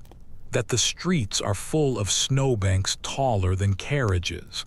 That people are burning books and floorboards, and sometimes even whole walls just to survive another night. That the factories have all closed, the markets are empty, and every single candle you see is a tiny rebellion against the darkness. In this room, with its flickering light and shared body heat, You're a part of something else, something older. Parlor culture, they used to call it. Before gas and electricity, people gathered like this all the time for music, gossip, and politely lying to each other. The whole thing feels ridiculous and precious and weirdly soothing. You learn things here, too, little scraps of survival hidden in the chatter. Someone swears by putting a heated stone in a sock and sleeping with it on your chest. Someone else tells you how to sew old rags into a draft snake and wedge it under the door to block out the cold. The woman in mourning offers her favorite tip with a chuckle. Whiskey makes the cold more polite. But the best trick comes from the old man in the dressing gown, who explains the Victorian art of warming bricks in the oven and then stacking them by your bed like little radiators. He used to work in a boarding school, he says, and he taught the boys how to line their beds with them in the winter. Keeps the feet from dying, he says cheerfully. You ask if it really works. He just smiles. Only one way to find out. At some point, the clerk starts playing a tune on a cracked flute that he pulls from his coat like a magician. The notes wobble, ghostly and thin, but they're real, actual music. It sends a shiver up your spine that has nothing to do with the cold.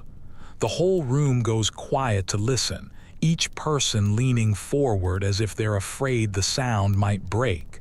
When he finishes, someone whispers, "Play it again." He doesn't. He just tucks the flute away like a secret. Time drips slowly forward. The candles burn low. The fire sinks into ash. People begin to shift, to stand, to gather their coats. Miss Lillian thanks you all for coming as if this was a dinner party and not a war council. You help her tidy the cushions, and before you leave, she presses something into your hand. It's a tiny tin of matches, half full. You'll need them, she says, and then adds, and bring gossip next time. Something juicy, something scandalous. You promise you will. Outside, the snow has begun to fall again.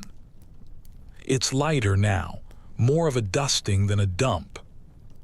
The wind still cuts, but after the warmth of the parlor, you feel strangely strong, renewed.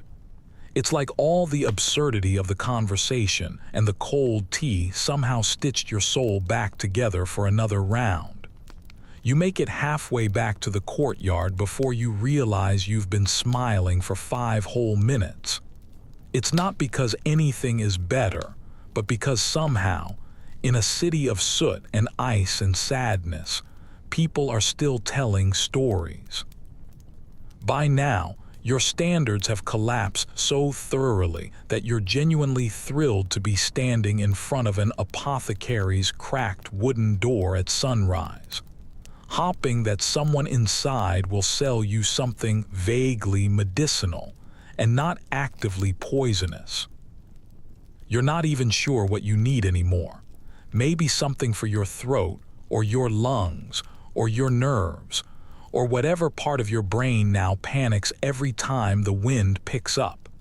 You've hit that part of the Victorian snowstorm where survival and self-medication are basically synonyms. The shop is crooked, leaning slightly into the street like it's tired of holding itself up. Its windows are fogged with condensation from the inside, which is always a good sign in this weather. You push the door open, and the familiar brass bell rings above your head. A woman behind the counter looks up, squinting through a monocle she doesn't actually seem to need. You look cold, she says, as if that isn't a universal condition right now, and likely damp. Just browsing, you reply, which is hilarious because you have no money. She gestures toward the shelves, which are cluttered with bottles of every shape and level of dustiness. You walk past jars of treacle, beef tallow, rose water, and something labeled snake cordial, with a drawing of what looks suspiciously like a lizard doing ballet. A sign above the counter proudly proclaims, "Remedies for body and spirit." No refunds. You ask what she recommends for chest tightness and a cough that makes you taste metal. She smiles with the expression of someone who is about to sell you something that will either fix you completely or kill you in your sleep. She pulls a dark green bottle off the shelf, blows the dust off the label and says, "This one's for the lungs. It's strong. Got opium, licorice, ginger, and a touch of camphor. It's an old family recipe." You examine the label. It says, "Soothing breath tonic. Guaranteed relief from cough, melancholy, and moral weakness." It also contains alcohol, of course it does. You hesitate. She opens a drawer and hands you a tiny tin of lozenges as a sample. "Don't take more than 2, she says, leaning in, "unless you want to dream of God and forget your own name." You pocket the tin and promise to be responsible, which is a lie. You're already wondering how much would count as too much. While you're still browsing, an older man comes in, coughing violently into a wool scarf. His eyes are sunken and he smells like cold smoke and regret. He asks for the black syrup, and the woman nods knowingly. She goes to the back and returns with a thick vial of something that looks like melted licorice and has the consistency of crude oil. He downs it without a word, shivers once, and then leaves. "Old-timers," she says. "They want the stuff that makes them feel like they're dying slower." You glance at the shelf again. There's a bottle labeled Phantom Tonic and another one called Dr. Grumble's Vital Elixir, no more than thrice per moon. Someone has placed a sprig of dried lavender beside a corked jar filled with yellowing, unidentifiable flakes. You're in the middle of a medical time capsule, and half of it probably violates modern chemistry laws. And yet, people are lining up outside now. Word has gotten around that this place still has supplies, or at least interesting promises. Back on the street, you take a single lozenge from the tin and let it dissolve on your tongue. It tastes like bitter honey, ashes, and a little whisper of menthol, but it works. Your throat loosens, your breath comes easier, and for the first time all week, you don't sound like you're trying to exorcise something when you speak. You return to the courtyard, feeling triumphant. Elsie greets you with a tired nod. "Did you get the syrup?" You shake your head. "Got lozenges and a lung tonic." She raises an eyebrow. "Opium?" You nod. She doesn't question it. Everyone is past judgment now. One of the chimney sweeps has taken a turn for the worse.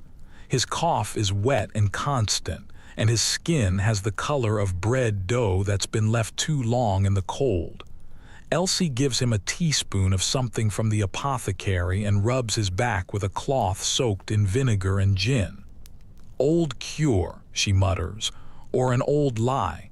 Either way, no one else can sleep with the noise." So that night becomes another vigil. People trade stories and potions, rubbing salves on cracked skin and spooning mystery broth into quivering hands. You pass around the lozenges like they're candy.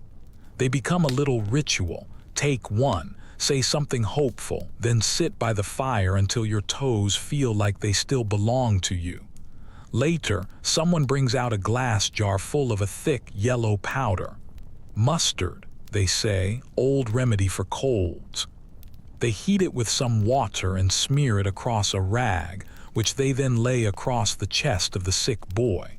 He twitches violently and lets out a noise that's somewhere between a gasp and a whimper.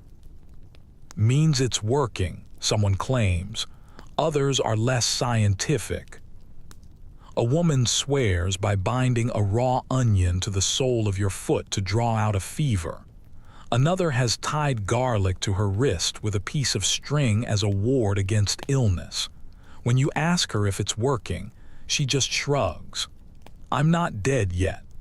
Scholars still debate whether these remedies were ever effective or if they were just part of a collective placebo festival. Some argue that the opium syrup at least allowed people to rest, which gave their bodies a fighting chance. Others point out that it also caused overdoses, hallucinations, and occasionally, people trying to ride goats that weren't there. There's a fringe theory floating around now that the snow itself is to blame, that some new frost-borne disease is sweeping through the city airborne, invisible, riding on the wind. People are calling it snow lung or the pale breath. No one can agree on the symptoms, but everyone agrees that it feels worse when the snow is at its thickest.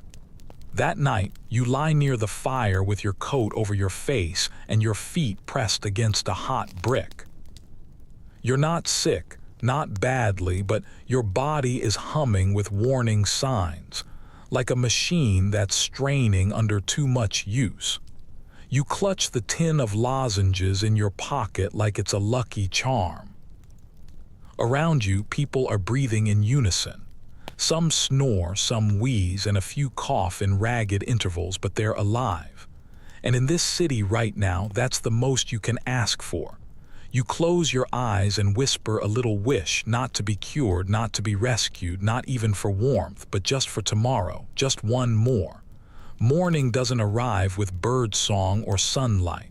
It arrives with the thud of boots and a shouted name in the alley. Elsie, you still alive in there? It's not a friendly call. It's the kind of tone that says, you owe me something, and if you don't answer, someone's going to come knocking with more than just their fist. Elsie sighs, pushes the blanket off her knees, and lumbers up from her spot near the coals. She's been up half the night tending to the boy with the cough, a cough that sounds less human now and more like someone trying to wring water out of a rug through their chest. He's still breathing, but just barely. You can hear it from here. Every inhale is a coin toss. Elsie opens the alley gate, and a rush of cold air pours in. The man on the other side is wrapped in a heavy overcoat, one of those military-issue types with brass buttons that have been dulled by soot. His beard is caked in ice, and his nose is red, but his expression says business. You said you'd take a shift this week, he says. We need hands. Elsie doesn't argue. I know I'm coming. The man looks past her at the rest of you, his eyes scanning the courtyard like he's taking inventory. Anyone else, he calls out. We're short, 10 workers down, 5 froze, 2 went home, and 3 never showed up. You blink. You hadn't realized it had gotten that bad. What kind of work, you ask, already knowing you're going to regret the answer. Factory, textile mill on Lower Thames. Still got a coal boiler, still got heat. He says it like a bribe, and honestly it kind of is. You exchange looks with the others. The factory isn't close. It's a long, miserable walk through snowdrifts, over black ice, and past collapsed buildings and streets that smell like burnt leather and despair. But heat is heat, and if they're offering it in exchange for labor, it might be the best deal left in the entire city. You agree to go because of course you do. The man just grunts and jerks his head. Bring gloves. And if you don't have gloves, bring pain tolerance. It takes you almost an hour to reach the factory. The city looks even worse than it did yesterday. There are more roofs caved in and more abandoned buildings. Someone has boarded up an entire pub and painted the words "Closed Forever" across the door in dripping white paint. That feels unnecessarily final. You pass a man dragging a sled that's piled high with splintered furniture legs. His beard is frozen in clumps. He doesn't speak, just trudges past you like a ghost with errands to run. The textile mill looms ahead, an enormous brick rectangle with tall chimneys that are belching out smoke, one of the few plumes of dark against the gray sky. Inside, it's chaos. It's warm chaos, but it's chaos nonetheless. The heat hits you immediately, and for a moment you think your skin might actually melt off. But then your joints start to loosen and your fingers regain their usual twitchy character. A whistle shrieks overhead and someone barks out orders like this is still a functioning economy. You're handed a scarf to tie over your face and pointed toward a pile of fabric bolts. The work is simple: sort, fold, stack, and repeat. But the pace is brutal. The air is thick with lint, and the sound of the machinery is deafening. Everything echoes, metal on metal, wheels turning, chains rattling, and voices completely swallowed up in the roar. The heat, though, is real. It's not just warmth. It's the kind that seeps into your body and reminds it what life used to feel like. You flex your hands and they don't crack. You stretch your shoulders and they creak, but they move. You could cry from the sheer luxury of it, but it doesn't last. 2 hours in, you're sweating under your layers. Your scarf is damp. Your breath feels thick, and the heat is turning stale and oppressive, like you're breathing through a sock. The foreman walks by, scowling. "No slowing down," he growls. "We're behind quota." Quota? You didn't even know there was a quota. You glance over at Elsie across the room. She's elbow-deep in a basket of yarn, her face flushed, her fingers moving with a grim determination. This isn't about wages anymore. It's about staying warm for 1 more hour. The factory is heat for labor, a simple transaction. You move your arms, you earn some warmth, you stop, and you get kicked back out into the snow. You're not sure who's winning that trade. By midday, someone collapses. It's a girl no older than 15 who just drops beside the sorting table. No one stops. The foreman just waves her off as if she'd spilled a drink. 2 other workers drag her to the side and prop her up near a vent. You keep folding. Later, someone hands you a cup of something steaming. It's tea, sort of. It tastes like lint water and old sugar, but it's hot, and your hands curl around the cup greedily.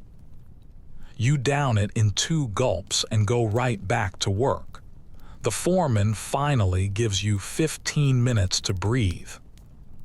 You step outside into the frigid air like a prisoner gulping their first taste of freedom. Your skin prickles as the cold sinks in again, but your core stays warm for now.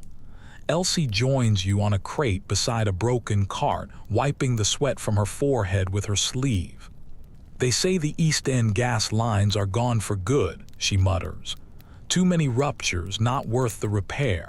You nod. You'd already guessed as much. "West End's hoarding what's left," she adds. "Private homes, big estates. The gas companies are still delivering to the rich. Everyone else can just burn their beds." You look down at your boots, at the cracks in the soles, at the way the snow has already begun to crust along the laces. "We're not getting the gas back." Elsie doesn't answer. She doesn't have to. You return to the factory for another round and the work starts to feel completely mechanical. Fold, stack, lift, repeat. Your arms ache, your knees complain, but the fire in the belly of the building keeps your body functional. And that's the trick. In here you can work. Outside you can only endure. When the shift finally ends, you're given a crust of bread and half a turnip. No pay, just food and the promise that you can come back tomorrow. You take it because what else are you going to do? You trudge home in the gathering darkness, your scarf frozen stiff, your fingers cramping. By the time you reach the courtyard, the air is bitter again, and you're coughing just once, but it rattles deep inside you.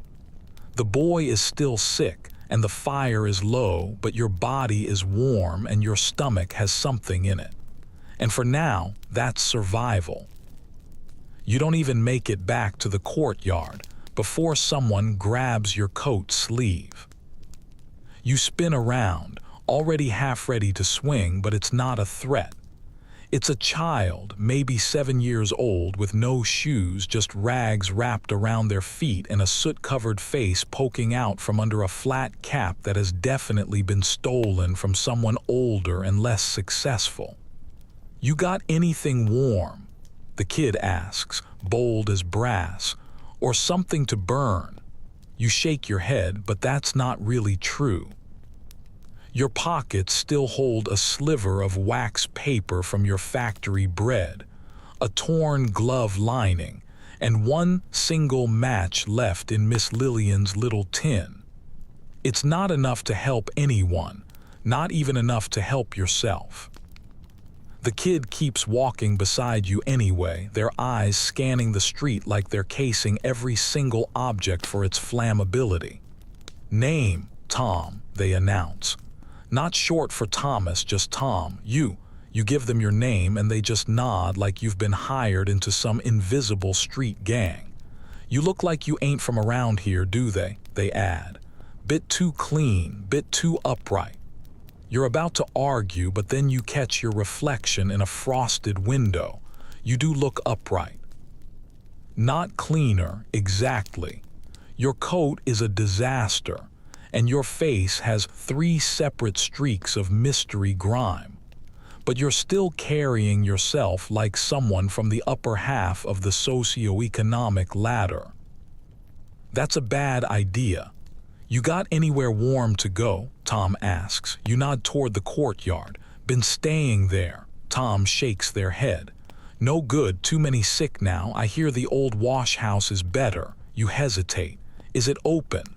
"Only the roof's collapsed a little," Tom says brightly. "Come on." You follow them. What else can you do?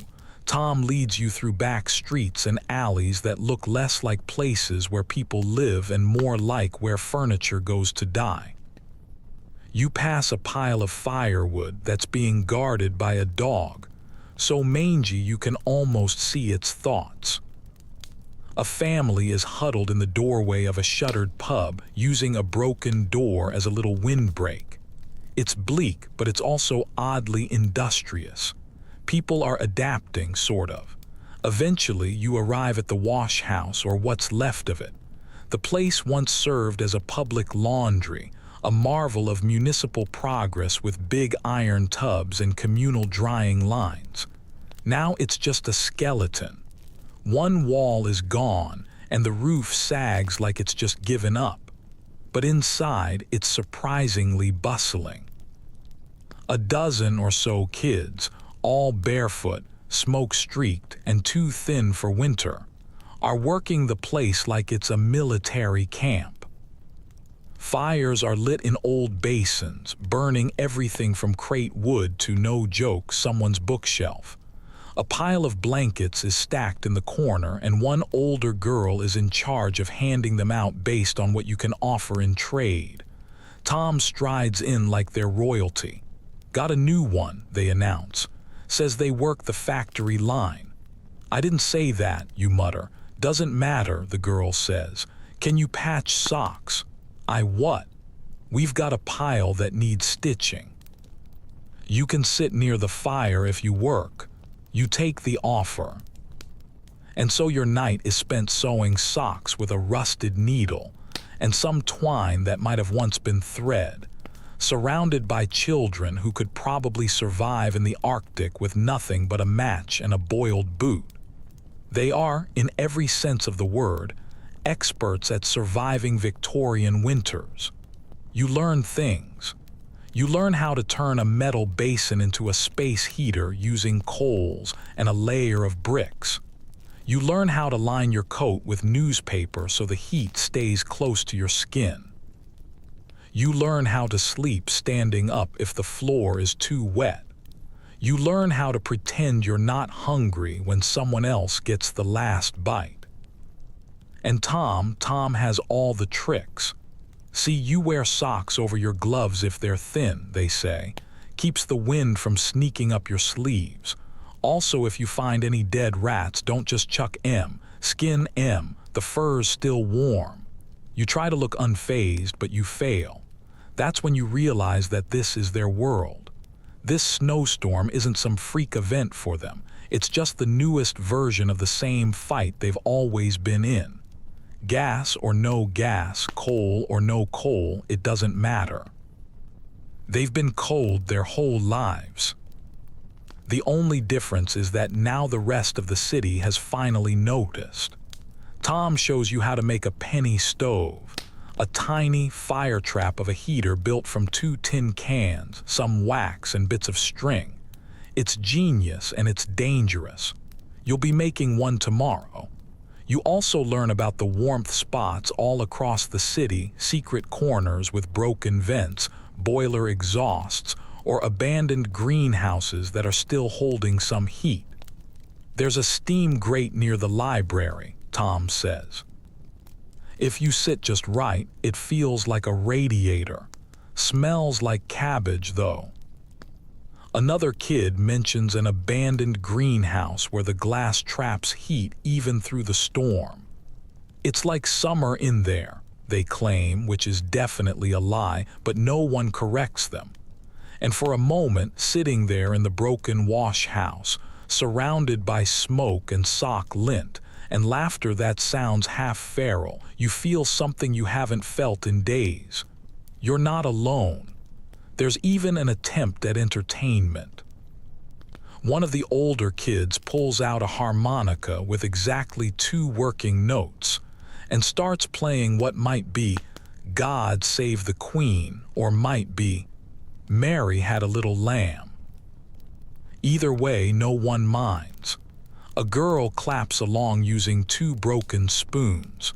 Someone else tells a joke about a chimney sweep, a vicar, and a frozen goat that makes absolutely no sense but gets a laugh anyway. Then, without any ceremony, it's bedtime.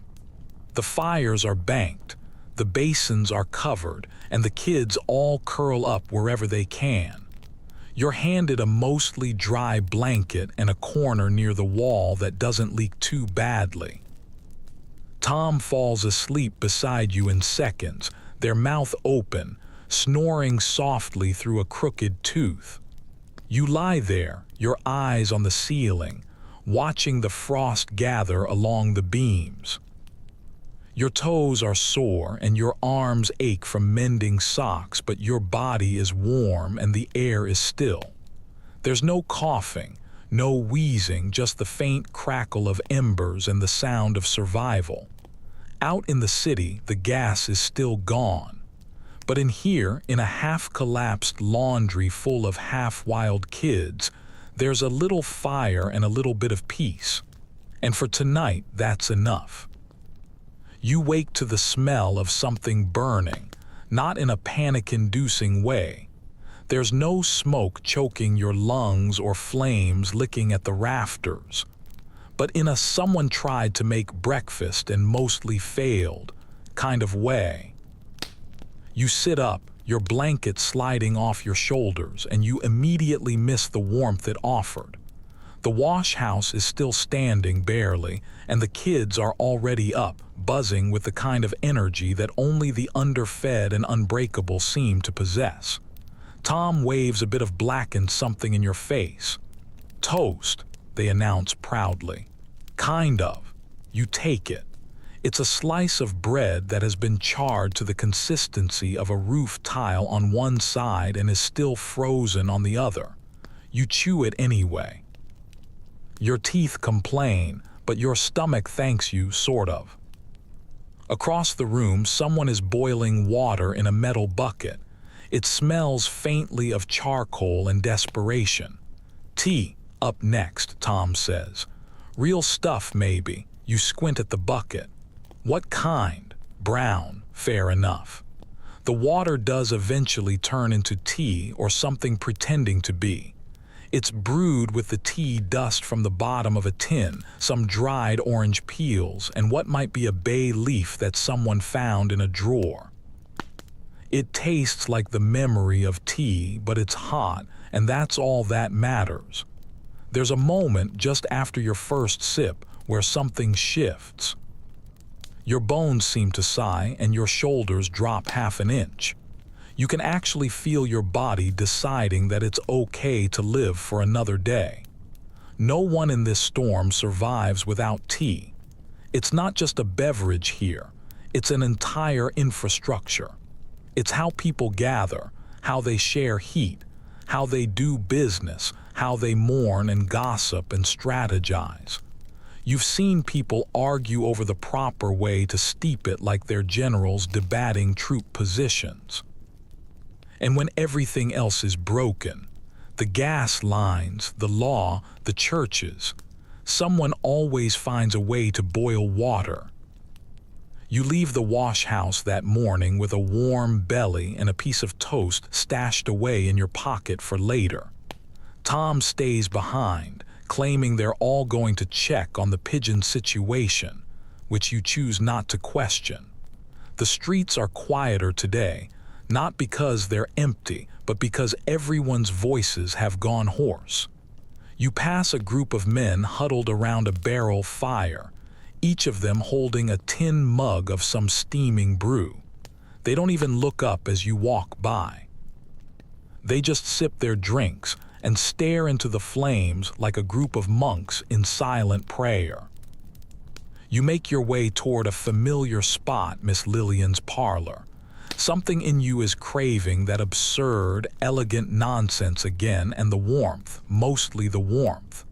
She answers the door with a candle in one hand and a fur stole draped around her shoulders. The stole is clearly made from a curtain, but she's wearing it like it came from Harrods. "You look like a chimney," she says. "Come in. The water's just boiled." Inside, it's tea time again. There are no biscuits this time, just the real deal, brewed dark and rich and slightly smoky. You don't ask what's in it. You don't care. It's hot. You sit by the stove, which is now running on chopped-up piano keys, and sip your tea in silence. Miss Lillian gives a little monologue while she stirs. "You know, in all my years, I've never known a storm to last this long, not like this. Not with the gas out, not with the silence." You just nod. You've stopped talking much yourself. The storm has made conversation feel extravagant. She smiles faintly. "Did you know the British consume more tea per capita than nearly any other country? Even in times of war, we import it like it's oxygen. There are records from the Crimean front of soldiers boiling muddy water with boot polish just to simulate the flavor. You believe it. After only a few days in this world, you'd probably stab someone for a good cup. You know why we do it?" she asks, sitting down across from you, the steam curling around her face. "Why we cling to tea like it's sacred?" You shake your head. "Because it's control," she says simply. "It's ritual. Boil water, add leaves, wait, sip." In a world that won't stop spinning, tea stays put. It makes a strange kind of sense.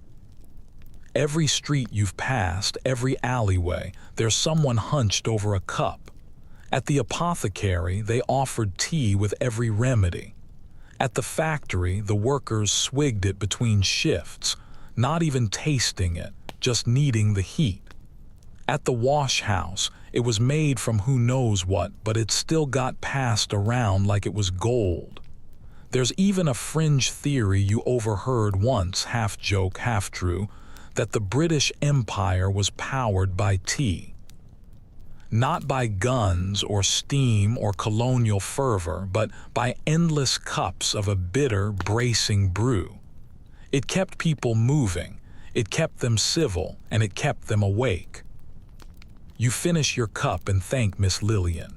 She insists you take a small pouch of dried leaves with you. "An ancient blend from the back of my pantry," she says. "Might taste like old socks, but it'll still brew."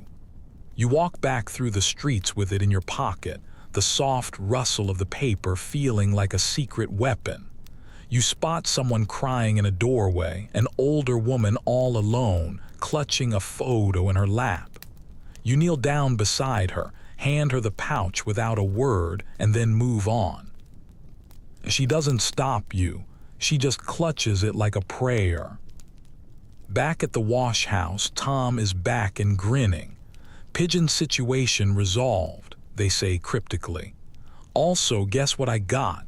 They pull out a dented metal teapot clearly scavenged from somewhere.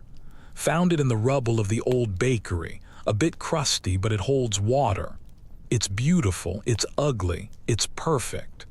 You boil a pot over the basin fire that night, brewing your first solo batch. It smells like burnt grass and disappointment, but it's hot.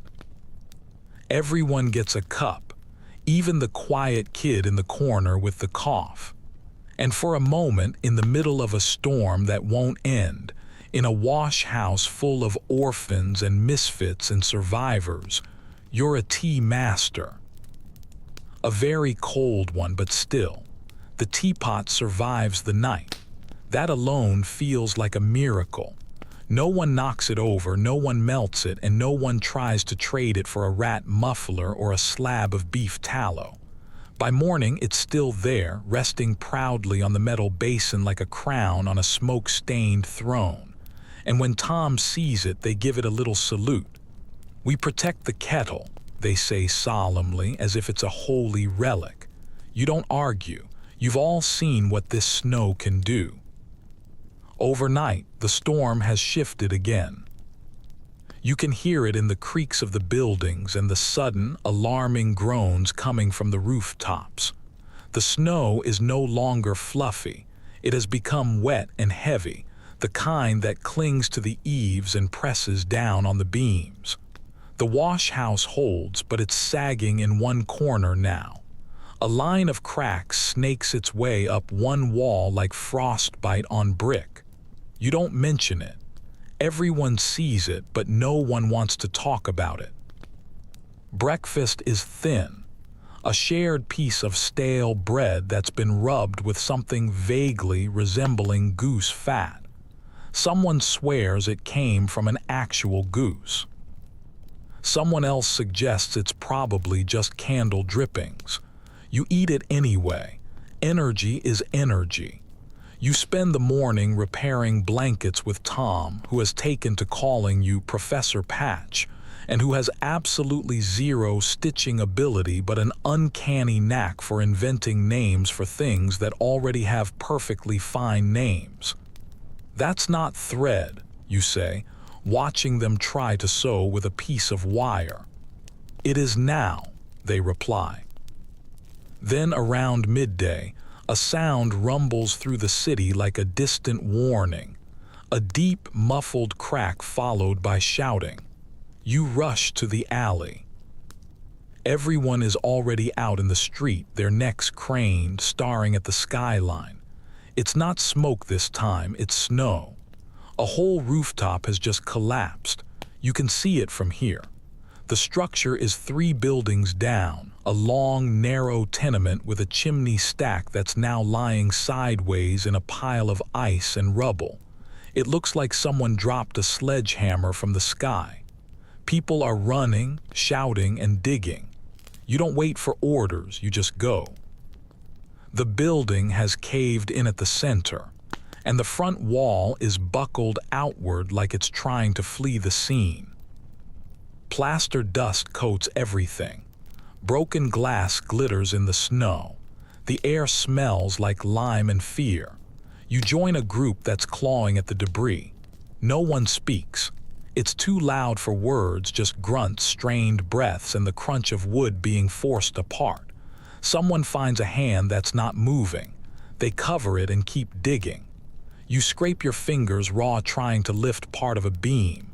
Your arms burn, your lungs seize, and you're sweating under your coat even as the wind stings your neck. Eventually, someone uncovers a man who's alive, but just barely. His legs are pinned and his lips are blue, but his eyes open.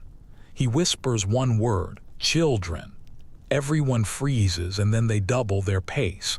It takes 2 hours to find them, 3 children all huddled together in a corner under what used to be a kitchen table. The table probably saved their lives. They're half-conscious and shivering, their faces smeared with soot and something sticky that you hope is soup. They're passed up hand to hand through the ruins. When you finally step back, your knees give out. You just sit in the snow, breathing hard, your heart pounding, your body shaking. It's not from the cold this time, but from sheer adrenaline. No one died this time, but that building is done for, and it's not the only one. The whispers start immediately. People begin eyeing their own roofs, wondering how much more weight they can carry. Someone says, "My ceiling creaked last night." Another says, "I saw cracks by the chimney." Someone else very quietly says, "We should leave." But where? Where do you go when the whole city is cracking apart? Back at the wash house, you gather around the basin again. The fire is low but steady. The teapot is warm, the water boils. You make tea in silence. Then Tom breaks it. "We have to fix our roof." You glance up. The rafters are visibly bowed now. The frost has crept in like mold, and that long crack has doubled in length. "Won't hold through another night," says one of the older kids, "not if the snow keeps falling like this." Someone suggests climbing up and shoveling it off. Someone else says, "We'll fall through." The debate spirals into fear, and then there's silence again. Finally, you stand up. "We have to try." Because you've seen what happens when roofs give up. You felt it in your knees, in your lungs, and in your chest. You saw the man's face when he said "children," like it was the only word he still believed in. And you are not going to let that happen here. Not to Tom, not to the teapot, not to the good little tribe of soot-covered survivors who have made you one of their own. So you climb. The stairs to the roof are icy and steep. You move slowly, careful not to slip. At the top, you push open the trapdoor and are immediately hit by a wave of freezing wind and blinding whiteness. The roof is worse than you thought. There are snow drifts 3 feet high and ice crusted over the tiles, the weight pressing down like a full-grown elephant in a fur coat. You lower a rope, tie it off, and shout for help. One by one, the others join you. Tom brings a broken broom. Another kid has a rusted shovel. You start digging, slow at first, then faster. You move the snow like your life depends on it, because it does. You clear it in strips, working from the top down, tossing it over the side in clouds of powder and ice. Your arms go numb and your fingers cramp, but you don't stop. And when the sun starts to fade behind the gray haze, the roof is light again. The pressure is off. The beams groan with relief, and so do you. Back inside, the fire seems a little brighter. The crack in the wall is still there, but it hasn't grown. The air is still bitter, but it moves easier now, like the building is breathing again. Someone hands you a cup of tea. Tom grins. "Roof hero," they say, offering you a badly made metal cut from tin and strung on a piece of twine. You laugh, and for the first time in days, it sounds like a real one. The first thing you notice when you wake the next morning is the silence. Not the usual kind. London has been half muted by snow for days now. No, this is deeper, more hollow, like someone took the city and turned the volume all the way down to 0. There's no shouting, no clanging of buckets, not even Tom's early morning theatrics, just the faint hiss of your own breath and the soft rustle of something shifting just above your head. You lie still, your ears straining, and then you hear it. A slow, whispering crinkle coming from the walls. You sit up fast. The others are doing the same, blinking, bundled up in their patchwork cocoons. The wash house feels colder today, somehow more ancient. You rub your hands together, noticing how brittle your skin has become, cracked and stretched tight like parchment. Then it happens again, that slow, dry, rustling sound. "Is that paper?" someone whispers. It is. You shuffle over to the far wall, the one that was cracking, and pull back the scrap of cloth that someone had hung up to keep the draft out. Behind it, packed between the wood slats, is a layer of old, yellowing newspapers. It's Victorian insulation, apparently.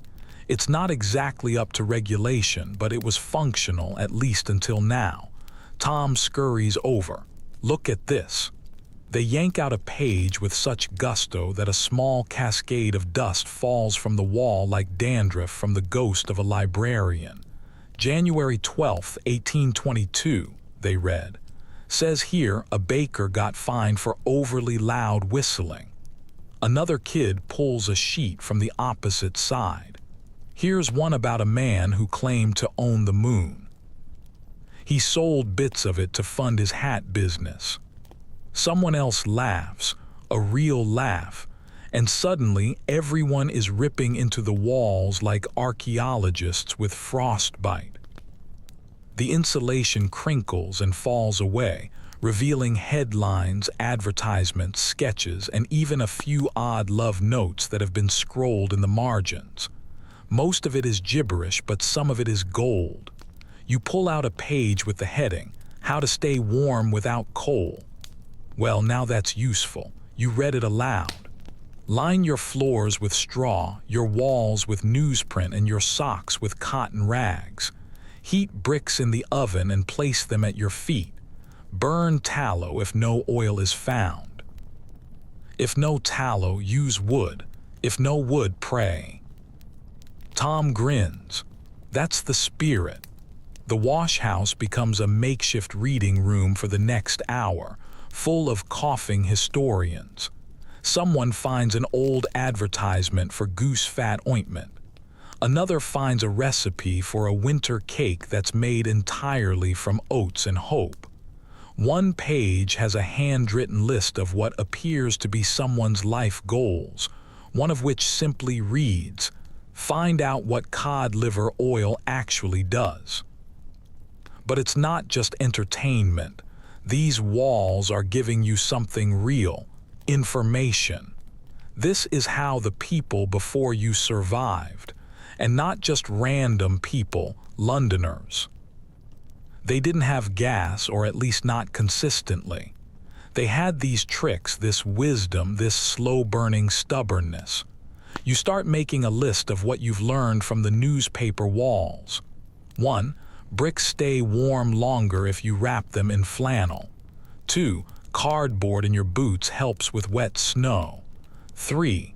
Boil onion skins for a vaguely nutritious broth.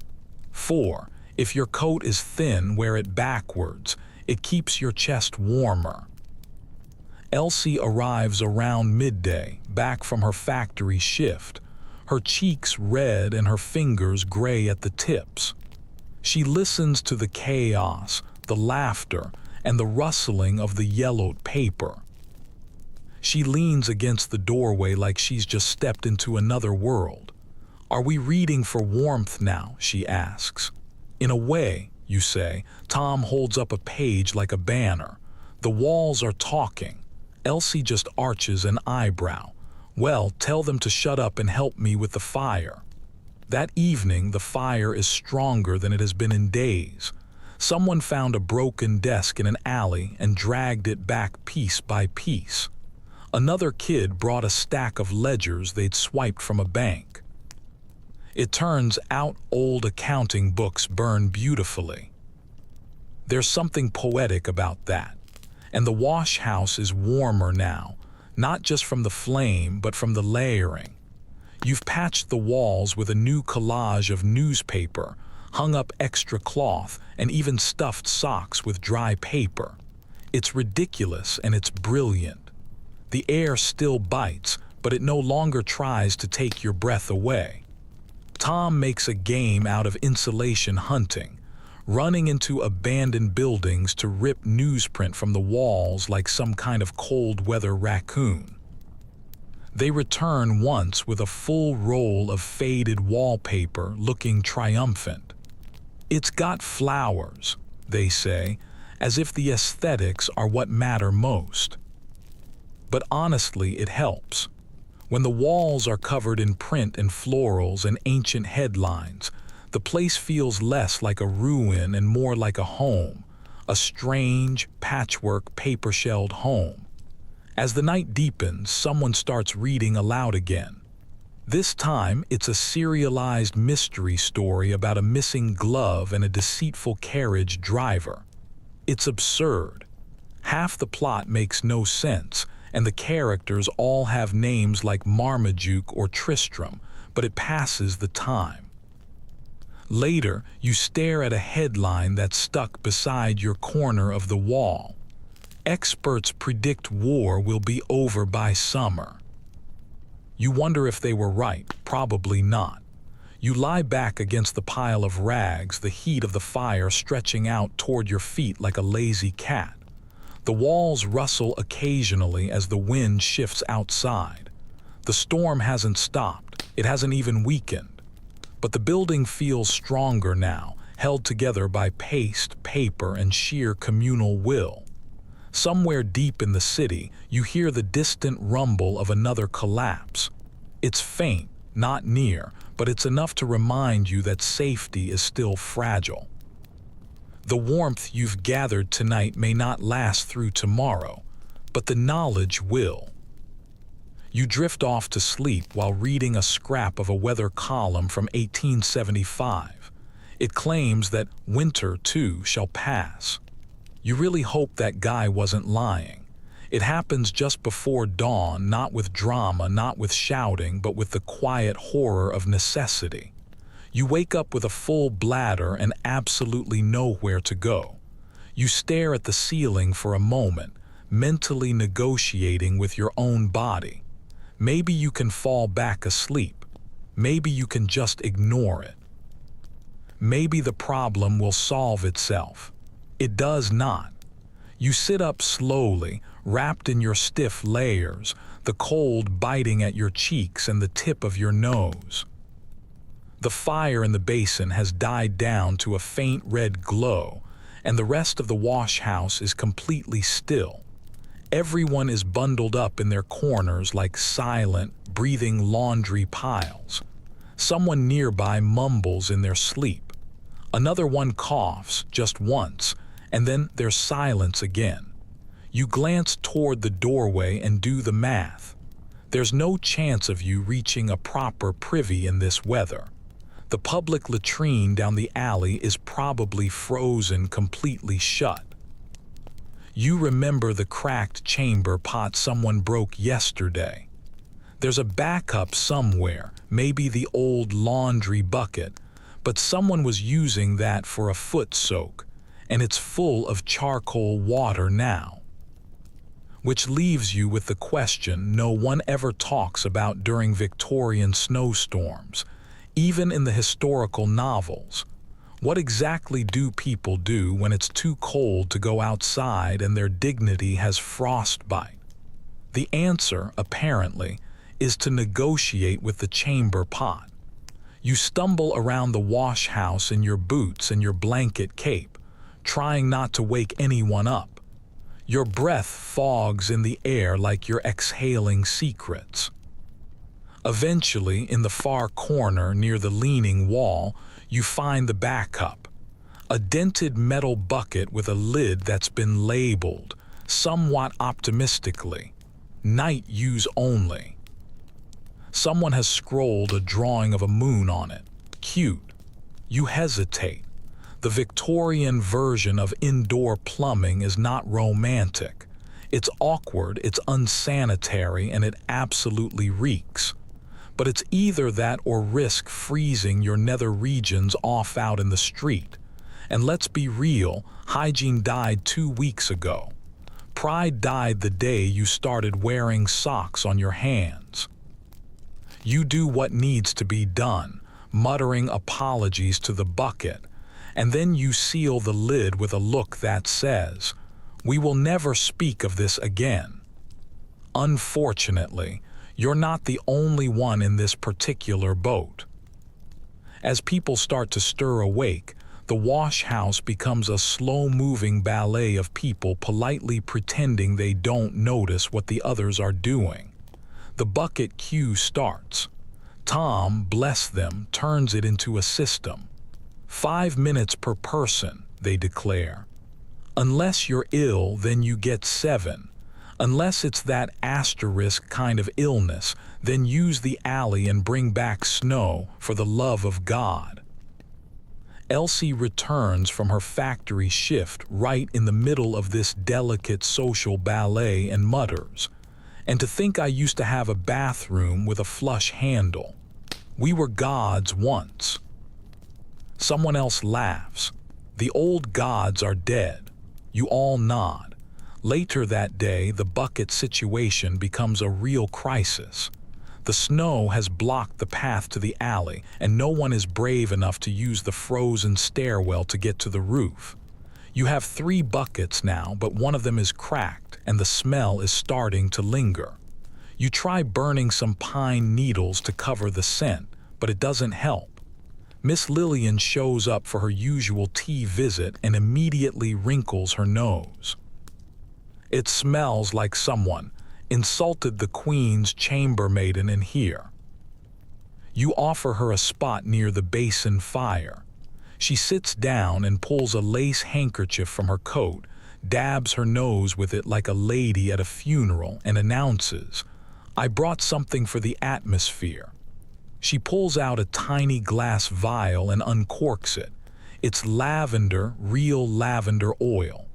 A few drops on the edge of her scarf, and suddenly the wash house smells a little less like doom. Everyone scoots closer.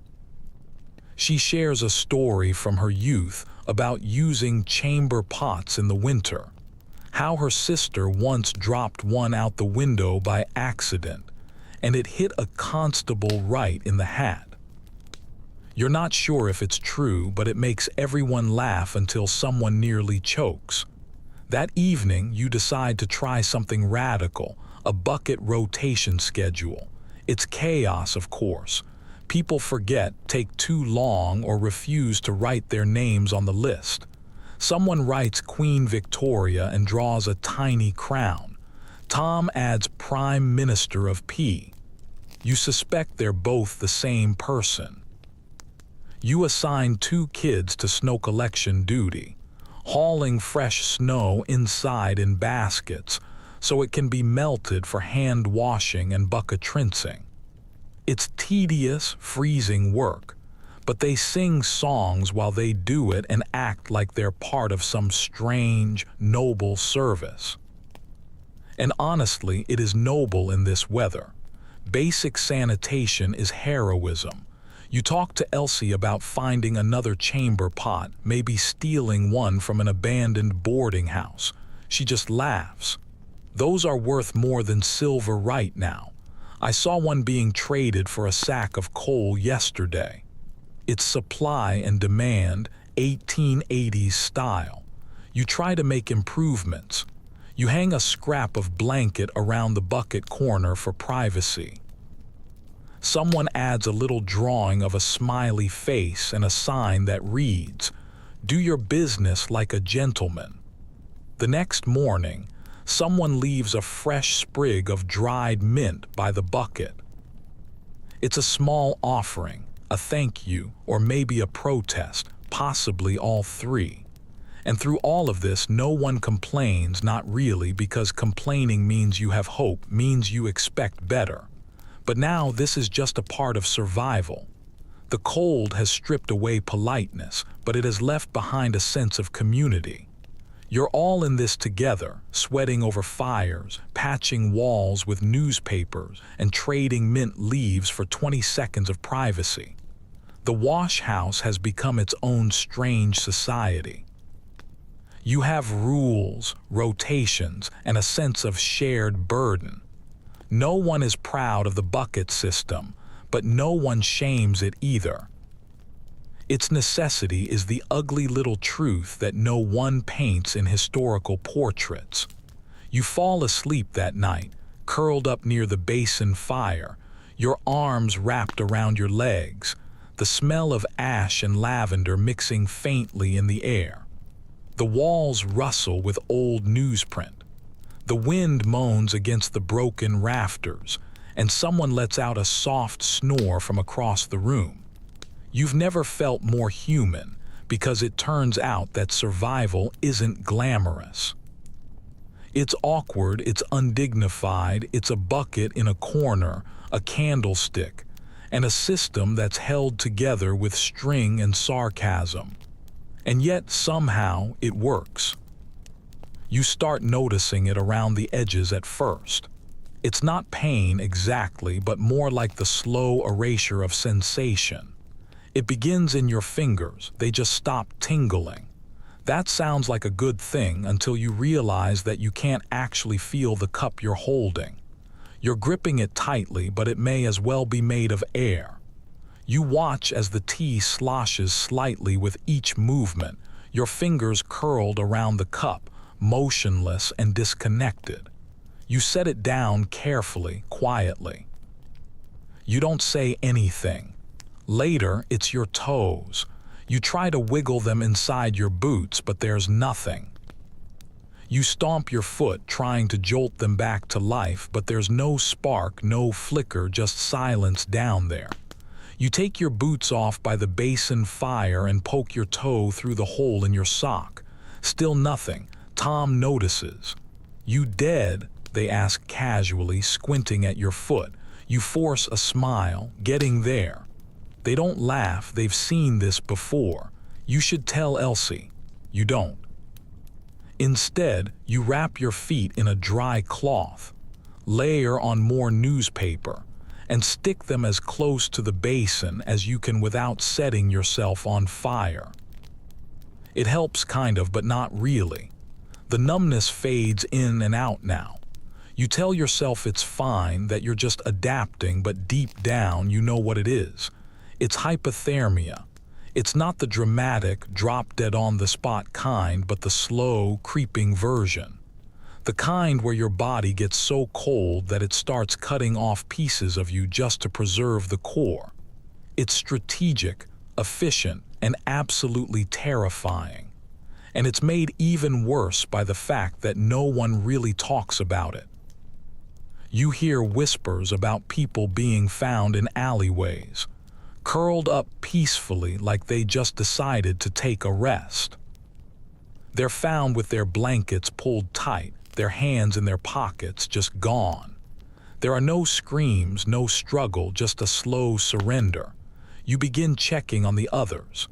The boy in the corner, who hasn't moved much since yesterday, is still breathing, but his skin is pale and waxy. The girl who stopped eating says she's not hungry, but you know that's one of the signs. The cold burns up your appetite, then your memory, then your muscle. You catch yourself staring at your own hands for too long. They don't even look like yours anymore. The knuckles are cracked, the nails are purple, and the skin is so dry it flakes when you flex. You feel detached, like your body is a rental that you're behind on the payments for. You try to joke about it. Anyone else feel like an overcooked turkey that's been left out in the snow? No one laughs. That's the thing with hypothermia. It kills your humor first. Miss Lillian arrives later than usual, her face hidden behind a scarf, her movements stiff. She peels off her gloves and then immediately pulls them back on again. No gas. "Still," she says, her voice brittle.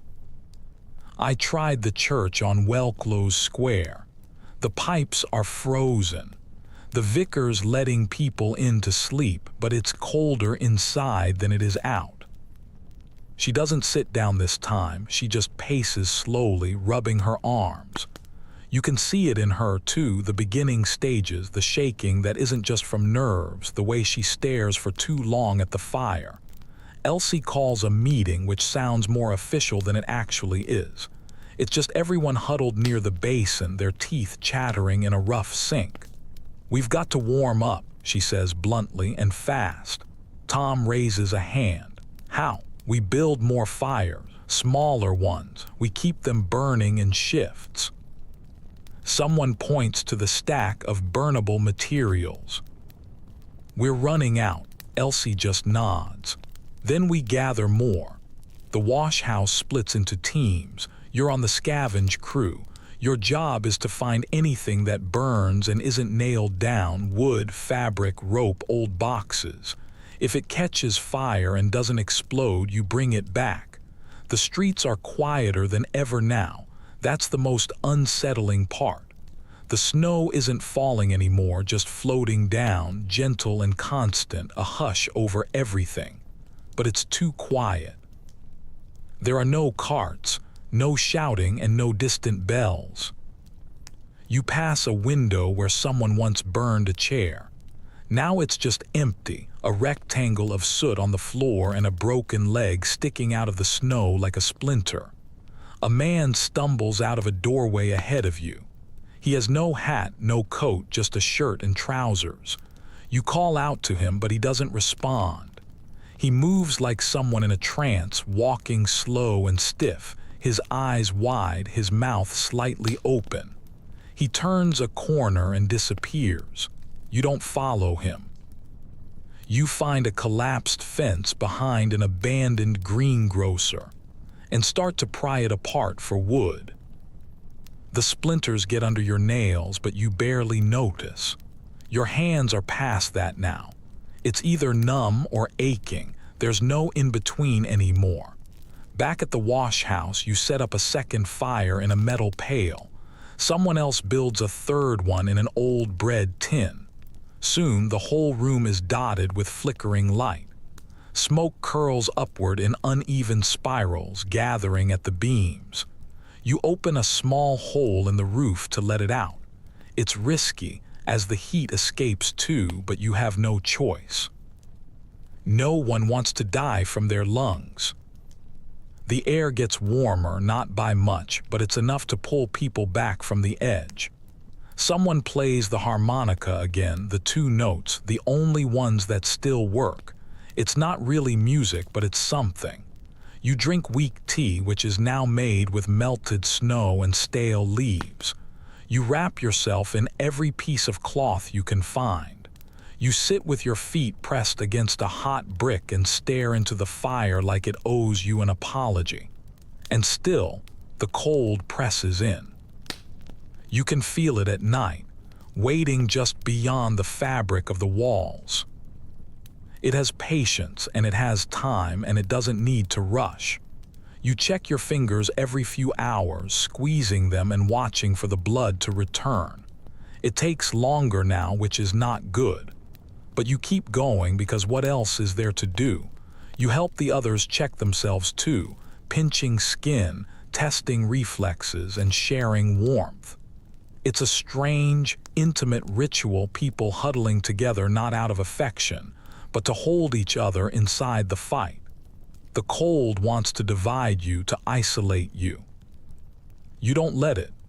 You dream strange things of hot baths, of radiators purring like cats, of sitting by a gas fire and hearing the gentle click as it lights up. In the dream, you reach for it, but your fingers just pass right through. You wake up with tears frozen on your face. In the morning, Tom taps your shoulder. "Look," they say, pointing to the wall. "Someone has written in charcoal right above the hearth. If you're still warm, you're still here." You nod. It's not much, but it's true. By now, the desperation isn't just visible, it's transactional. Survival has shifted fully into barter mode, and warmth has become the city's new black market currency. You can feel it before you see it. There's a change in how people look at you on the street now, how long their eyes linger on your boots, your gloves, or your scarf. No one sees people anymore. They see items, layers, and value. If you're still wearing something that's dry and mostly intact, you are walking inventory. It's mid-morning when Elsie sends you and Tom to the market square. You're not there to buy anything, obviously, but to see if anyone is dealing. Blankets, she says. Coats, candles, anything. Tom grins. Can I trade insults for mittens? Elsie doesn't laugh. You set off, your boots crunching through the glassy snow crust, your breath puffing out in uneven bursts. The sky is a dull metal again, smeared with the gray of another storm that's threatening to roll in. The sun hasn't made a proper appearance in days, just occasional flashes behind the clouds, like it's checking in to see if you're still miserable. When you reach the market, it's a ghost town, except it is. All the official stalls are shut, their awnings collapsed under the weight of the ice, their wares long gone or looted. But tucked into corners, clustered under makeshift tents and melted canvas, people are doing business quietly and carefully. Their eyes are scanning for constables, though it's unlikely any are still patrolling. You've entered the underground layer of the snowstorm, the black market of warm things. It's not just the usual dodgy characters either. There are mothers with children clinging to their skirts, elderly men wrapped in rugs, and former shopkeepers who are now huddled behind wooden crates, trying to swap cracked candles for scraps of wool. You see one man carefully inspecting a pair of used boots, tapping the soles like he knows exactly how many miles they have left on them. Tom taps your arm and points to a woman near the edge of the square, who is sitting behind a tiny table that's covered in blankets. They're not just any blankets either. They're real ones, heavy, layered, patch-stitched wool. The kind that probably came from a hotel or some mansion's guest bedroom. You approach slowly. What's the price? You ask. She eyes you. What have you got? You open your coat and reveal your best bargaining chip. The mint tin with 2 remaining tea leaves, your last half lozenge from the apothecary, and the bit of lavender oil that Miss Lillian slipped into your hand when she wasn't looking. Her gift is now potential trade bait. The woman just stares. All that for 1 blanket, you nod, and 1 match. She lifts an eyebrow and then she shrugs. Done. You pass over the items and she hands you a rolled-up blanket that's been bound with twine. You hold it in your hand, stunned by its weight. It's warmer than most people's entire wardrobes right now. Tom, meanwhile, is haggling over a scarf that smells like fireplace smoke and cinnamon. He wants 3 buttons, they whisper. I've only got 2 and a nail. Give him your hat, you say. Tom clutches their flat cap like it's a crown. How dare you? The scarf guy eventually settles for 2 buttons, a nail, and a riddle. You walk away with 1 blanket and a scarf that may or may not be cursed, but you don't care. It's worth it. Then you notice something odd.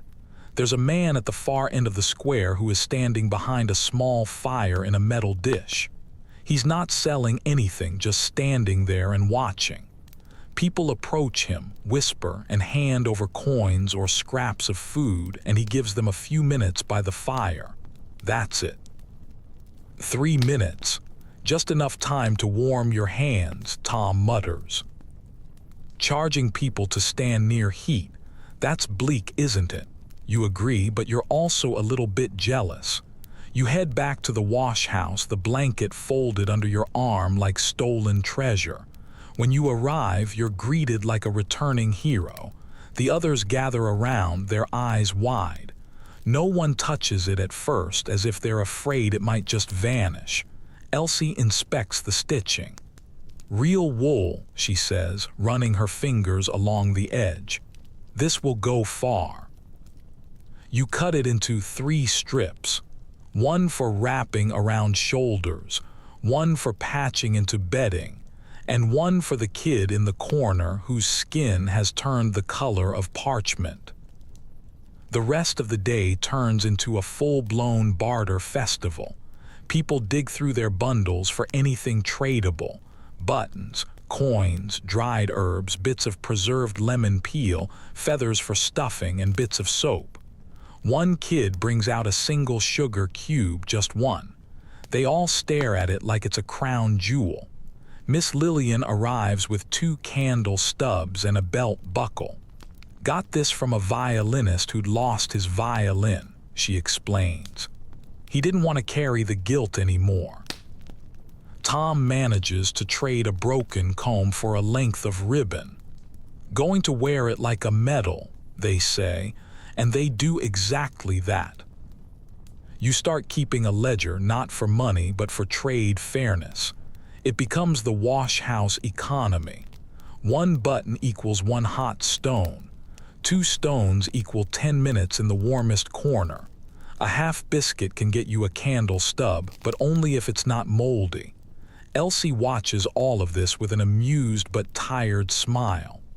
"We've turned into rats in a very polite cage." You nod, but you also hand her the last piece of preserved lemon, which you traded earlier for half a sock and some twine. She eats it slowly, her eyes closed, like it's some kind of royal delicacy. That night, the fires burn a little longer, not because you have more fuel, but because you all agreed to pool what you had. There's shared heat, shared stories, and shared scraps. Tom even trades 2 verses of a made-up song for an extra corner near the brick pile. You fall asleep under a patchwork of cloth and warmth, your feet pressed against a wrapped bottle of warm water that you traded for a poem about horses you don't remember writing. In this cold, broken world, currency is fluid. It's not about value. It's about need, about trust, and about knowing what a warm scarf or half a candle means to someone who hasn't felt their toes in 2 days. You close your eyes and someone whispers the new wash house motto: "No one freezes alone." You believe it because tonight you are not alone, and that makes all the difference. You're woken by the sound of tearing, not a scream, not a crash, just the slow, unmistakable sound of fabric giving up. It takes a moment to orient yourself, to remember that you're not in a proper bed, not wrapped in anything plush, and not safe. You're on the floor of a half-collapsed Victorian wash house, surrounded by a pile of rag-stitched humanity, and something has gone very wrong. You sit up fast. The fire is out. The room is darker than usual and colder. The heat has fled like a guilty secret. You hear another sound, a soft scraping, then another tear, and then a crack. Tom is already awake, their eyes wide, whispering, "It's the roof." You don't need to be told twice. The snow outside has been relentless for days now, and whatever miracle had been keeping your makeshift shelter standing is rapidly disintegrating. The roof groans again, an awful, stretching moan, like the bones of an ancient creature that's too old to carry its own weight. You scramble to your feet and start shaking the others awake. Out now. Elsie bolts upright, halfway to a shout, already grabbing the nearest kids and pulling them toward the exit. Blankets, bricks, coats. Grab what you can. The floorboards creak as everyone starts moving, slow from sleep and even slower from the cold, their minds lagging behind their bodies. A chunk of plaster drops from the ceiling and smashes onto the floor, sending up a plume of dust and snow that blinds you for a second. Someone coughs, someone cries, and then the wall gives way. Not all of it, just a corner, but it's enough. The wind barrels in, howling like a banshee, the snow following it in horizontal gusts. The paper insulation flutters violently and rips free in places. The fire pit collapses under the sudden draft, scattering ash across the entire room. "Everyone out." Elsie's voice cuts through the chaos like a blade. "Leave it all, just go." The exit is narrow, just a side door that's half blocked by crates and snow. You throw your shoulder into it, wedge it open, and start pushing people through. Tom is right behind you, dragging the tiny kid from the corner. Miss Lillian wraps a scarf around the child's face and whispers, "Don't look back." You make it outside just as the roof finally cracks. It doesn't explode or collapse all at once. It just folds. The center buckles in like a belly caving to hunger, and the rafters slide in a slow, reluctant surrender. Snow and wood pour inward with a dull, heavy thump. No one is hurt, but the wash house is gone. You stand in the street, the snow slicing across your face, watching your only shelter turn into a pile of rubble. Tom breaks the silence first. "Well, that's one way to redecorate." It gets a laugh, a weak one, but it's a lifeline. Elsie doesn't waste any time. "Grab what you can from the pile, anything dry, anything solid, then we move." You dig into the wreckage with your frozen hands, pulling out bricks, bundled cloth, and one very confused rat. You find the kettle dented but still intact. Tom lifts it up like it's Excalibur. She lives. 15 minutes later, you're back in the alley. It's not a proper shelter, but at least the walls are still standing. There's a covered stairwell that leads down to a basement coal chute. It's mostly dry and only partially collapsed. It smells like mold and wet ash. It's perfect. You help sweep the snow out of the space, light a stub of a candle, and rig a tarp as a roof. It's cramped, barely enough room for 5, let alone 10, but no one complains. You've all downgraded your expectations so many times that you're basically subterranean at this point. And now you are. The fires are harder to build here. There's less ventilation and more risk, but you manage it carefully, slowly, one ember at a time. The warmth creeps in like a guest who is unsure if they've been invited. You set the kettle down, fill it with the last of the snowmelt, and let it start heating up. There are no tea leaves, just hot water. It still counts.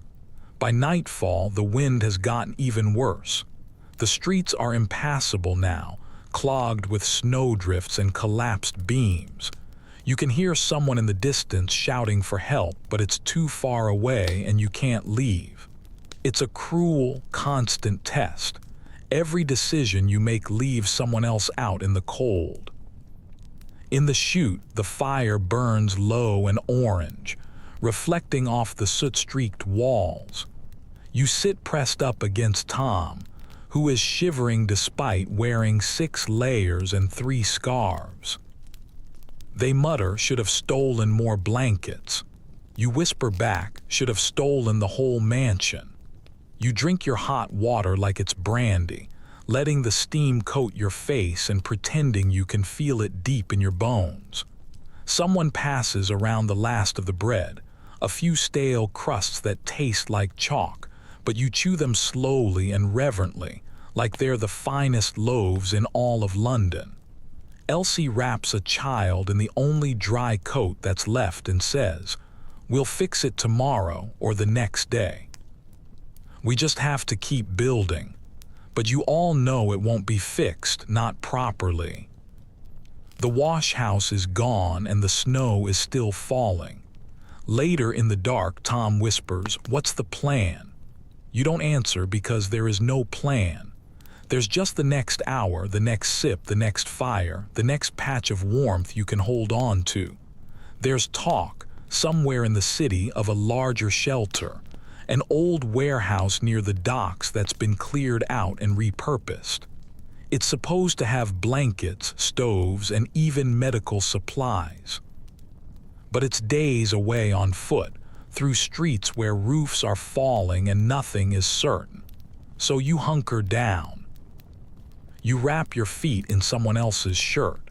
You press your back against the wall to steal its residual warmth. You listen to the wind scream above you, the fire crackle beside you, and the slow, soft breathing of people who are too stubborn to die. And you think, this is what it means to live in a snow-covered city with no gas, no heat, and no plan, just each other. Just this. By now, bread has become a fantasy, a whispered memory, something people talk about like they used to talk about summer. You can hear it in their voices, the way someone says crust, like it's a poem, the way another person closes their eyes when they're describing butter, even if they haven't seen any since before the first frost. You've eaten things in the past few days that barely qualify as food. You've chewed through biscuit ends that were so stale they could have doubled as roof tiles. Someone passed around a tin of boiled carrots yesterday, and you swear it might have just been orange chalk. But this morning, you wake up hungry in a new way. It's not just stomach-empty hungry. No, this is deeper. This is system failure hungry. You can feel it in your bones, your muscles like ropes, your head thick, and your limbs slow to obey. The body is beginning its quiet rebellion. And that's when you realize the bread is gone. All of it, Elsie confirms it as soon as she's up. We've got one turnip and half a jar of what I hope is jam, unless it's shoe polish. Could be both, Tom offers, sniffing the jar with theatrical suspicion. You sit in the cold chute, surrounded by people in layers of rags, the remainders of the fire still glowing faintly, and you realize you've hit the next stage. The warmth war is old news. Now comes the hunger war. And just like with heat, food is no longer something you find. It's something you have to fight for. There's talk on the street, there always is. You hear about a bakery near Waitekapel that's still operating. It's oven-fueled by furniture. Its loaves going for the price of your own soul, or close enough. You hear rumors about a cart that was spotted heading toward the docks, full of black bread and guarded like it was royal treasure. Someone even swears they saw a man in a stovepipe hat trading sacks of flour for gold rings and family heirlooms. It all sounds dramatic until it is. You and Tom venture out, the air stiff and sharp, your breath freezing mid-sentence. The snow is packed high now, turned gray and lumpy, hiding dangers under its crust. You see a broken boot that's been frozen into the ground like an exhibit. A scarf is hanging from a window, fluttering like a surrender flag. And the city, your city, once so loud and bursting with life, is as silent as a grave. You turn down Redrift Street and you see the line before you even hear it. There are dozens of people, all silent and motionless, like statues. They're queuing outside a brick storefront with boarded-up windows and a flickering lantern hanging over the door. There's no sign, no shouting, just a single man in a soot-black coat who is standing in the doorway with a list and a scowl. Tom whispers, "Is this it?" You nod. "Must be." You shuffle into the line. The cold finds your ankles, your ribs, and your teeth. It burrows into your skin like it knows that you're weak now. Everyone here is quiet, too tired to speak and too hungry to complain. The only sound is the occasional cough or a muttered curse. An hour passes and then another. You watch people be turned away. Some of them argue and some of them plead. A few are handed just a crust and told, "That's it. Come back next week." Tom says nothing. Just keeps rocking back and forth, trying to keep the blood moving in their toes. You reach for their arm at one point just to feel another pulse. Still there. Finally, it's your turn. The man at the door looks at you like you're already a corpse. Trade or charity, he asks. Trade, you say too fast. You hold out your offerings, a scrap of cloth, the last stub of a candle, and a rusted metal spoon. He looks unimpressed. Half a loaf, he says, and not the good kind. You take it. It's warm, but just barely, and it's dense and rough. The crust is hard enough to chip a tooth, but it's bread, actual, honest-to-goodness bread. And for a second, just for a moment, you want to cry. Tom stares at it with reverence. Do we eat it now? Oh no, you say, we take it back. The walk home feels longer than the way there did. Every step is a risk. Every shadow could be someone waiting to take what you're carrying. You clutch the parcel to your chest like it's a newborn baby. Tom guards your back, a stick in one hand, their teeth bared at any shape that moves. You pass a woman who is begging in a doorway. Her fingers are blue, and her voice is hoarse. You want to stop. You want to break the bread and give her half of it, but you don't. You just keep walking, and it hurts. Back at the chute, you place the bread on the floor like it's an offering. Everyone gathers around. No one speaks. You tear it into pieces, small, unfair, and unequal. There's not enough, there's never enough. But each person gets a bite, even the coughing boy, even Miss Lillian, who takes hers with her eyes closed and a whispered thank you. You chew slowly, pretending the crust isn't slicing your gums. You can taste yeast, smoke, and maybe even a little bit of salt. Or maybe you're just hallucinating flavor now. Someone jokes, better than the Queen's dinner, and everyone laughs because what else can you do? Then someone says the thing that no one wanted to say. What happens when this runs out? No one answers because the truth is obvious. This city is starving. The coal ran out, the gas gave up, and the warmth barely held on. And now the food is following. You lie awake that night with the taste of bread still lingering in your mouth, and the weight of guilt pressed into your ribs. You remember that woman in the doorway, her eyes, her hands, and how you just walked right past her with something she may not survive the night without. You tell yourself you had no choice. You tell yourself you'll help her tomorrow.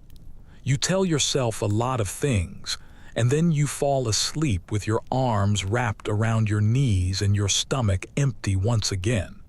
You wake up to a sound that doesn't belong in a snowstorm. Bells. They're faint and uneven, ringing from somewhere far off, bouncing between the buildings like they've been thrown, not rung. It takes a moment for your brain to make sense of it.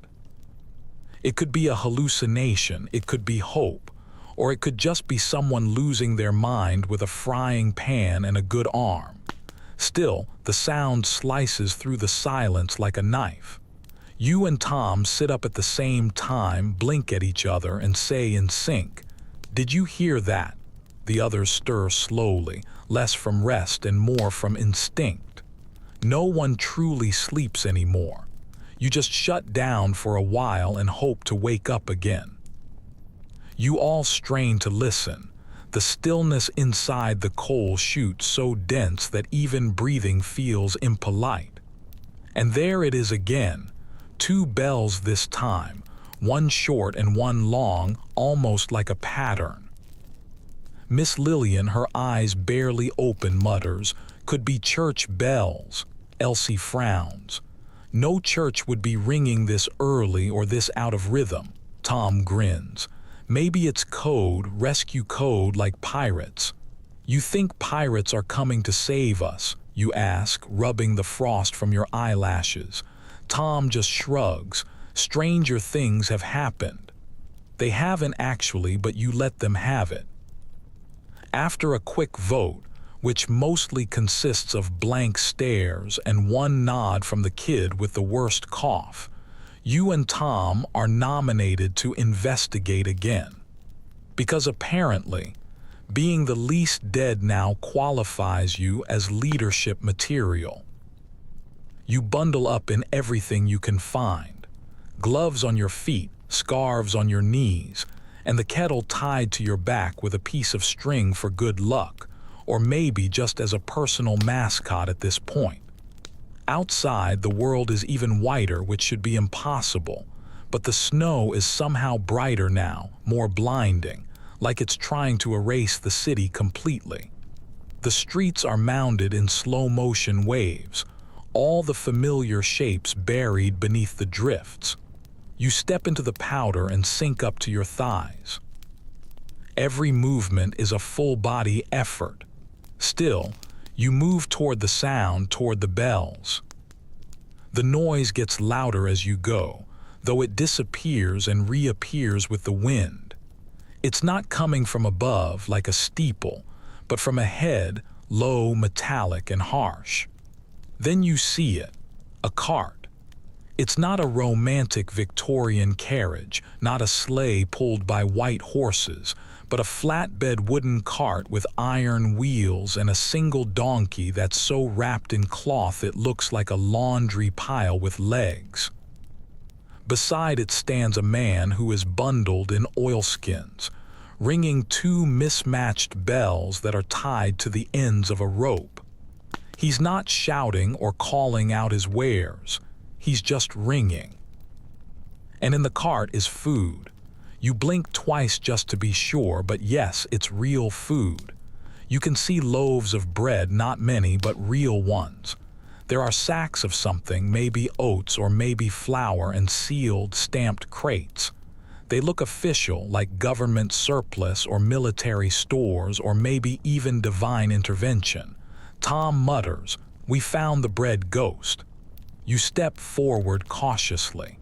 The man eyes you with suspicion, but not with hostility.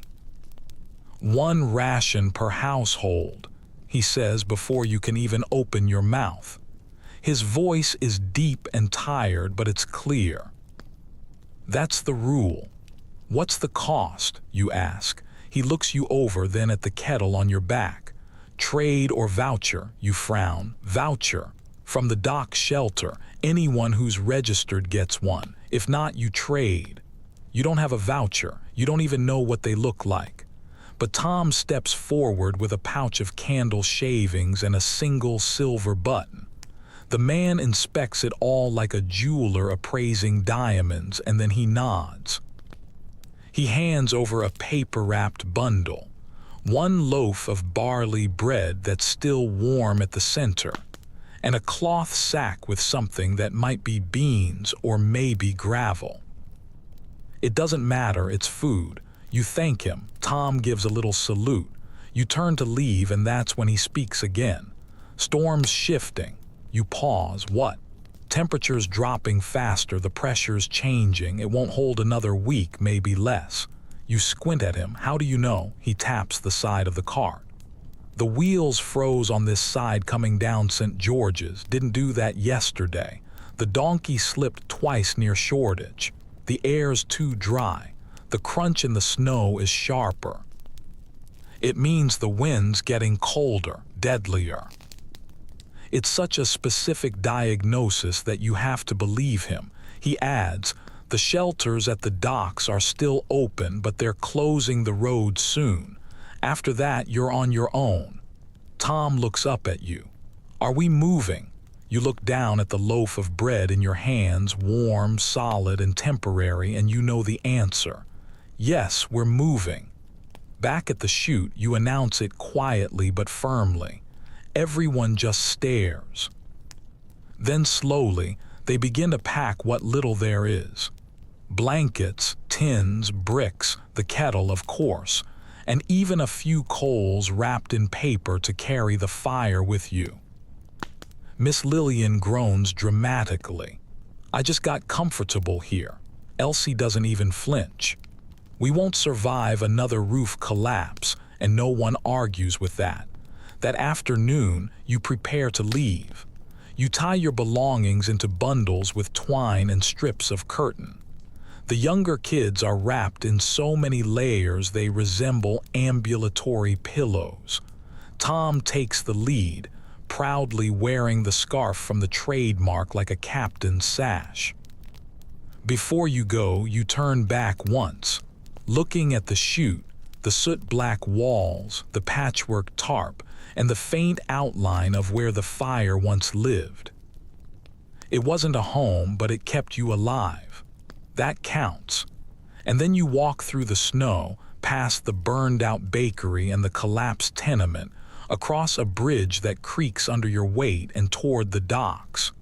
The cold follows you, of course, but so does hope, because someone out there is still baking bread, still ringing bells, and still believing that life continues, even when the city is buried. And as long as the bells keep ringing, so do you. You've been walking for nearly 2 hours, and your thighs feel like lead rods. Every step is a negotiation between your aching muscles, the icy wind trying to saw right through your coat, and the snow that now rises past your knees in some places. The city isn't just frozen anymore, it's buried. The street signs have vanished. Whole storefronts have been sealed behind snowy barricades like they were never meant to be entered again. London has become one long, white corridor with no ceiling, no clear direction, and no promises. The group is strung out along the road like a ragtag caravan. Tom is leading at the front, holding a stick like a walking staff that's now been affectionately dubbed Sir Pochiello, and occasionally jabbing the snow in front of them to check for any hidden drops. You bring up the rear, watching the children for any signs of them slowing down or stopping altogether. Elsie is in the center, managing everything with her trademark mix of quiet efficiency and zero patience for drama. Miss Lillian, who is layered in so many scarves she looks like a wandering fabric shop, shuffles along beside you. "Is this a death march or a spa retreat?" she asks, not entirely sarcastically. "Because my calves have never been tighter." You just grunt something that's halfway between a laugh and a sob.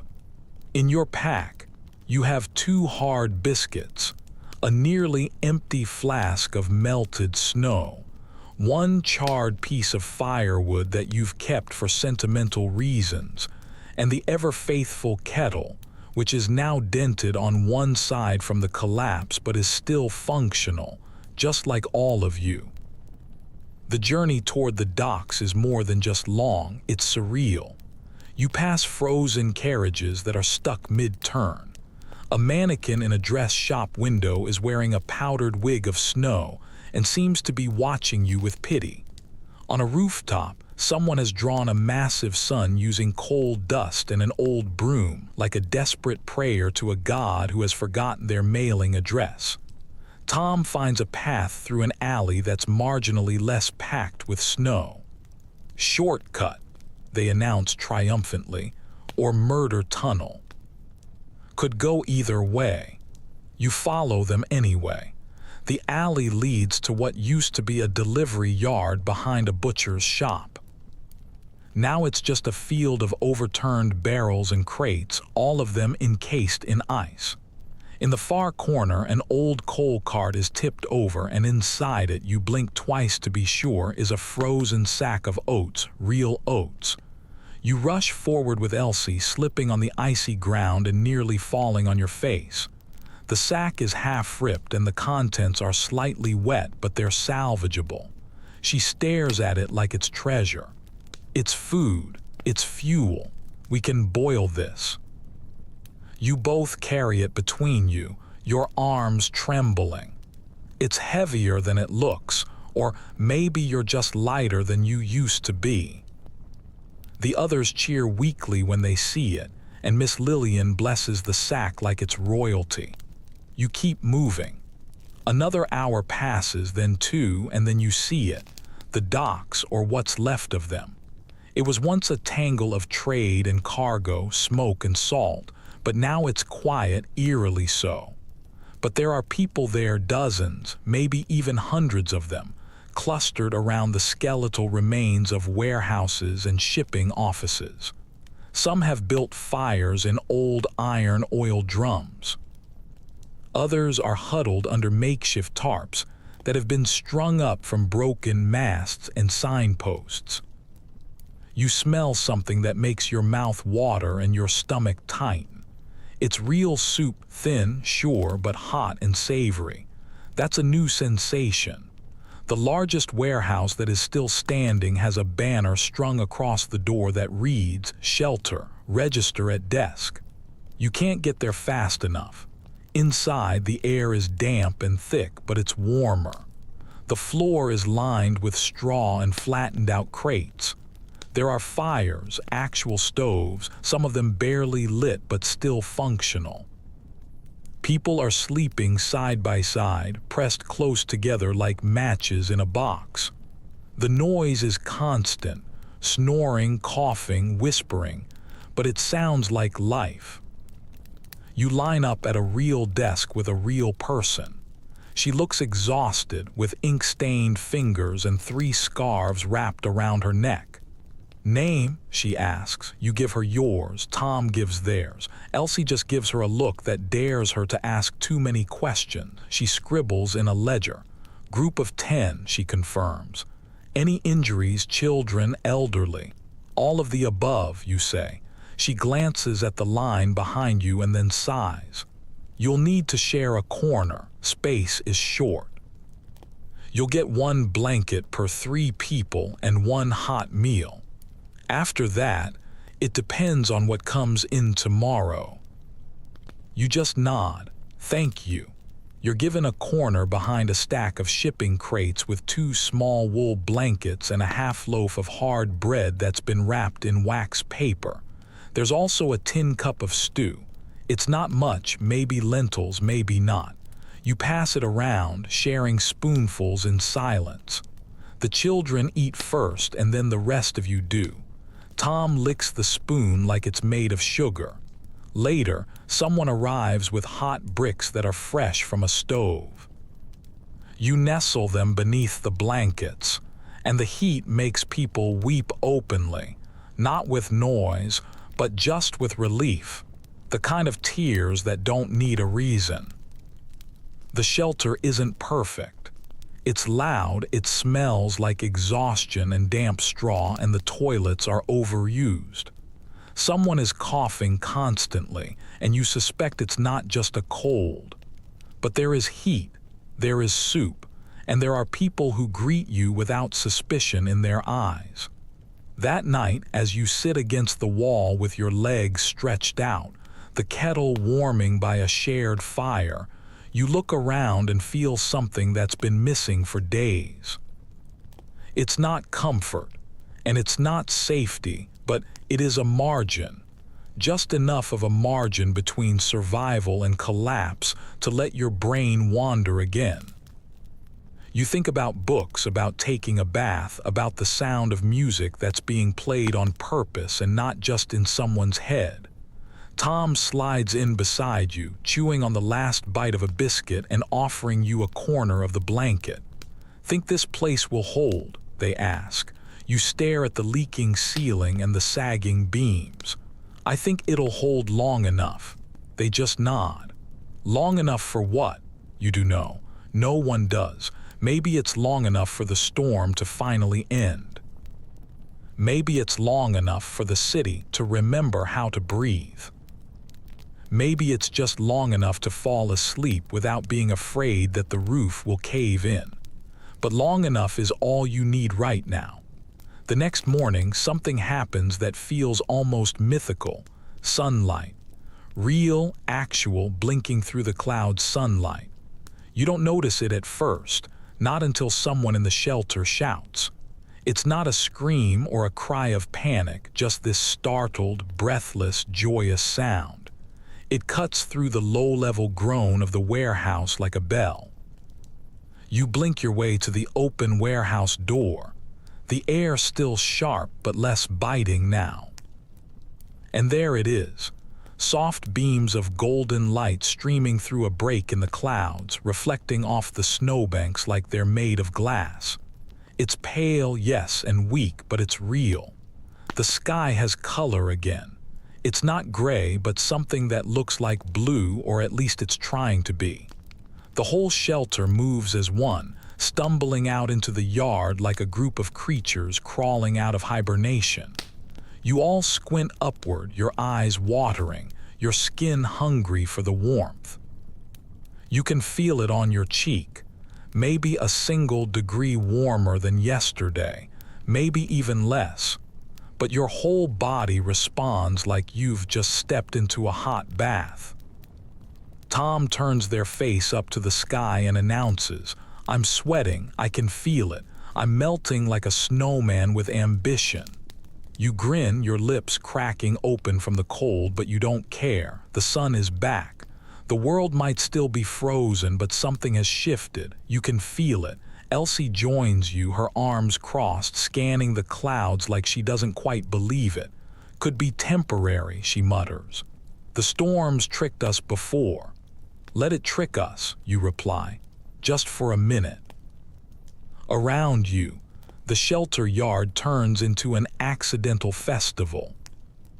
People are sitting on crates, blankets draped over their shoulders like cloaks, catching the light on their faces like it's medicine. Children are chasing each other through the slush, their laughter scratchy but real. Someone starts a song, just a verse, and then others join in softly. It's off-key, mumbled, and full of the wrong lyrics, but it's still beautiful. The food line runs smoother today. More crates have arrived overnight, military stock labeled in stenciled black letters.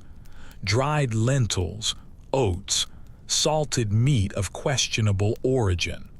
You help to unpack them, working beside a woman with cracked knuckles and a voice like gravel.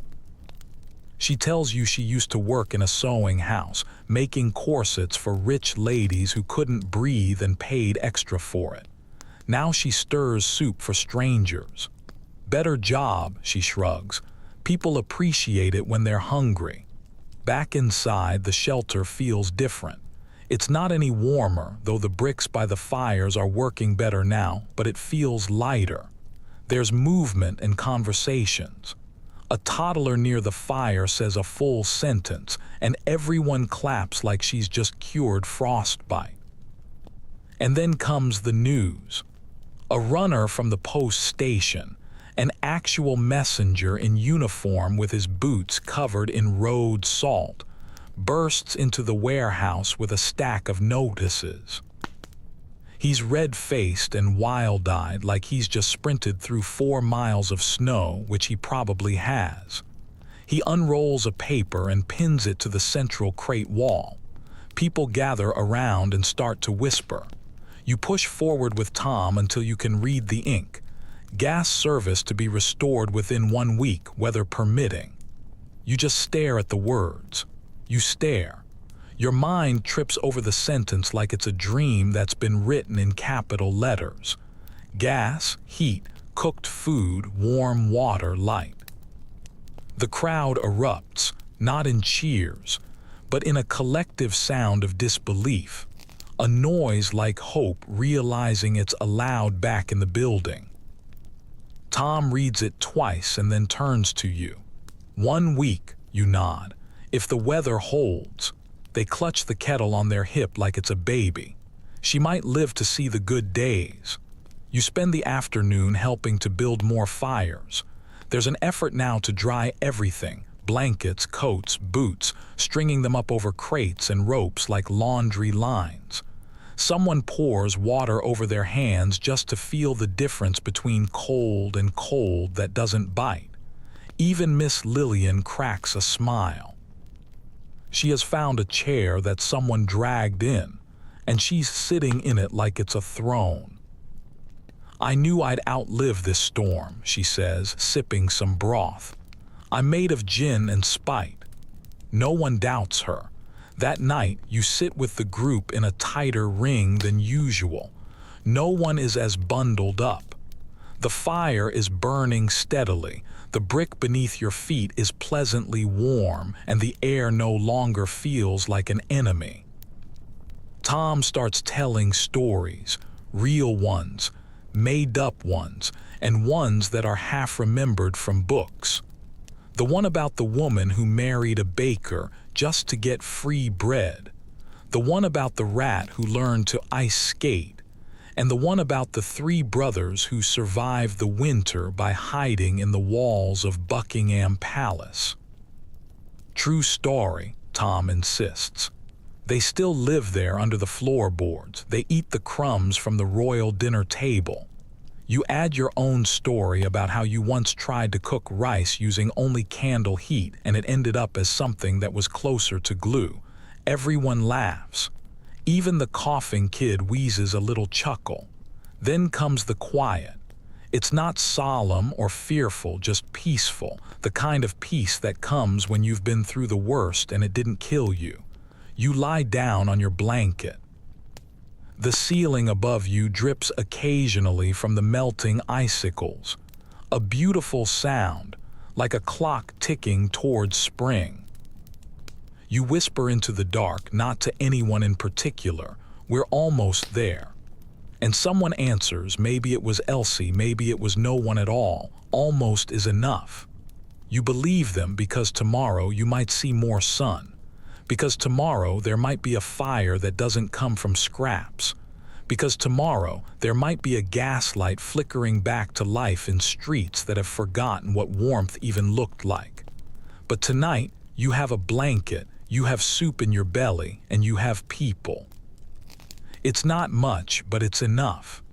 The next morning you wake up before the others, not from the cold, though the shelter is still far from warm, but from the light, a gentle, syrupy, golden light. It spills across the crates, bounces off the kettle's dented lid, and illuminates the straw-strewn floor like a silent blessing. You sit up, your breath not fogging up quite as much as it did before. Outside, the snow has stopped. For the first time in what feels like years, it's not falling. It's not whispering across the roof or choking the streets or thudding down in great white heaps like a punishment. It's just still. You step outside and take a deep breath.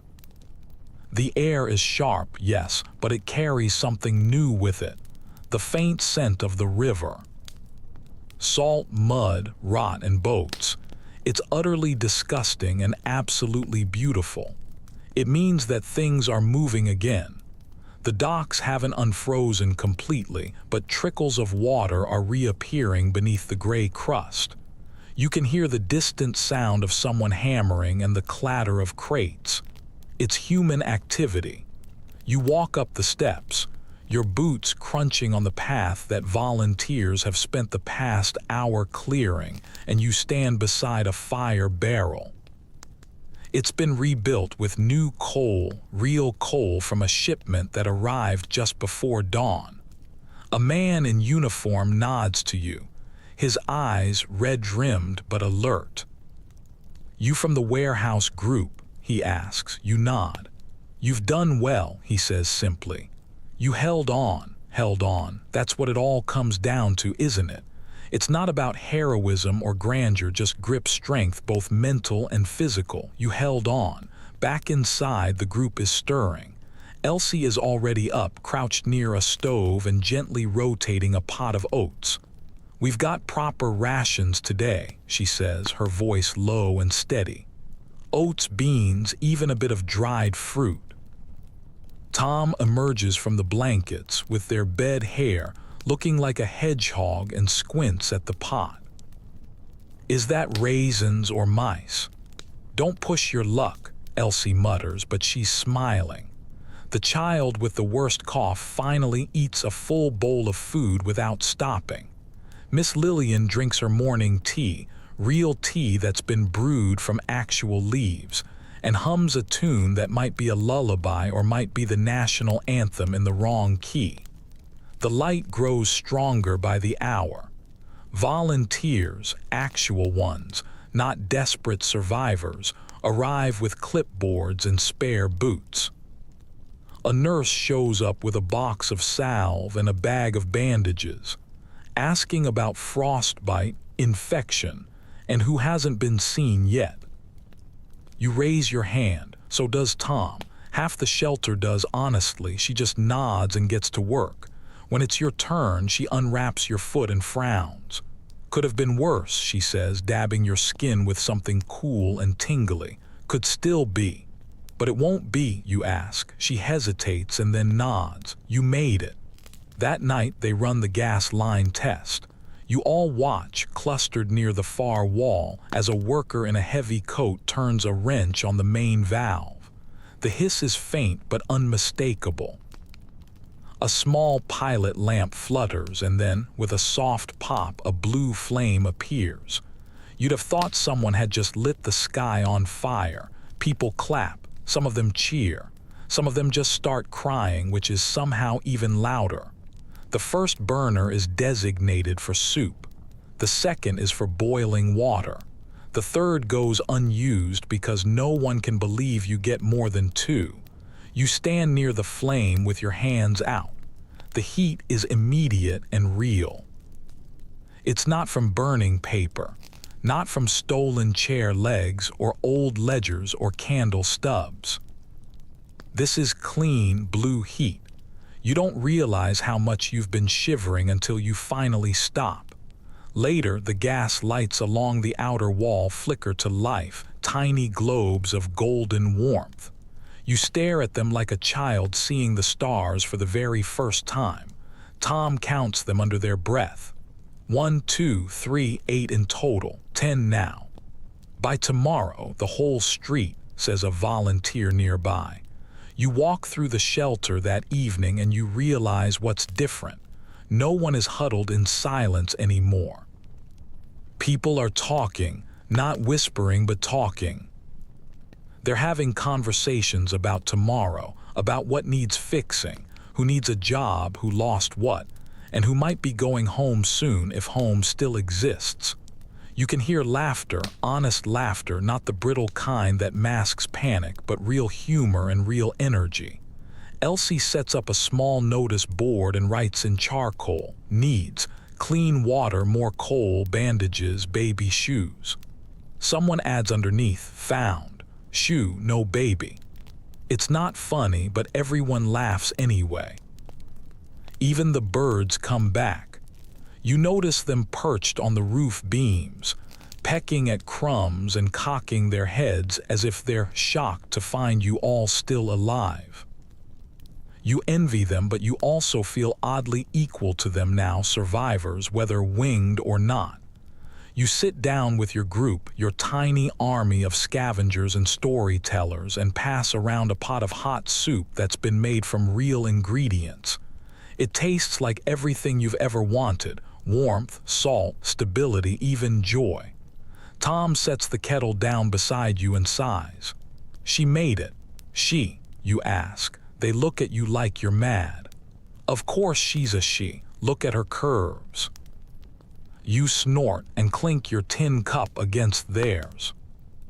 To the kettle. To us, Tom replies. We're basically immortal now. You lean back against the wall, the straw beneath you is clean, the air doesn't bite anymore, and the ceiling doesn't look like it's going to fall in. You've made it through the snowstorm, through the freezing, through the hunger, and through the dark. You lost things, yes, a home, a building, your dignity a few times. You walked past people you couldn't save. You saw the worst of the weather and maybe the worst of yourselves, but you're still here. You're warm now, and the city is breathing again. You don't remember falling asleep, only waking up. But this time the cold doesn't drag you back. The fire isn't out. The light doesn't flicker with a threat. There's warmth, not just in the room, but in your skin, that deep, cellular kind that tells you you're safe. Not forever, but for now. You stretch out beneath your patched blanket, the kettle by your side, and you listen to the quiet hum of the shelter. Steady breaths, soft footsteps, the faint clink of tin against tin as someone pours their morning tea. Outside, the streets have softened. The snow, once a punishing blanket of silence, is melting into slush and mud and rebirth. You can almost smell spring, faint and earthy, waiting in the wings. Tom waves from across the shelter, holding up a slice of warm barley bread like it's a trophy. Miss Lillian is playing cards with someone who might be a priest or just a very clean con man. Elsie is talking to a volunteer about helping to rebuild the wash house. There's talk of jobs, of windows, of a future. It's wild. And you. You survived the Victorian snowstorm without gas, without much of anything, really, just wit, scraps, and people. The world didn't make it easy. It never does, but you adapted. You scavenged, you traded, and you burned everything that was flammable. And when all else failed, you just held on tighter than the cold could pry you loose. And now the city is waking up with you. So take a breath, a long one. Let it fill your chest, and for once, don't let it hurt. You've earned the exhale. You've earned the soft bed. You've earned the moment. You're warm. You're alive.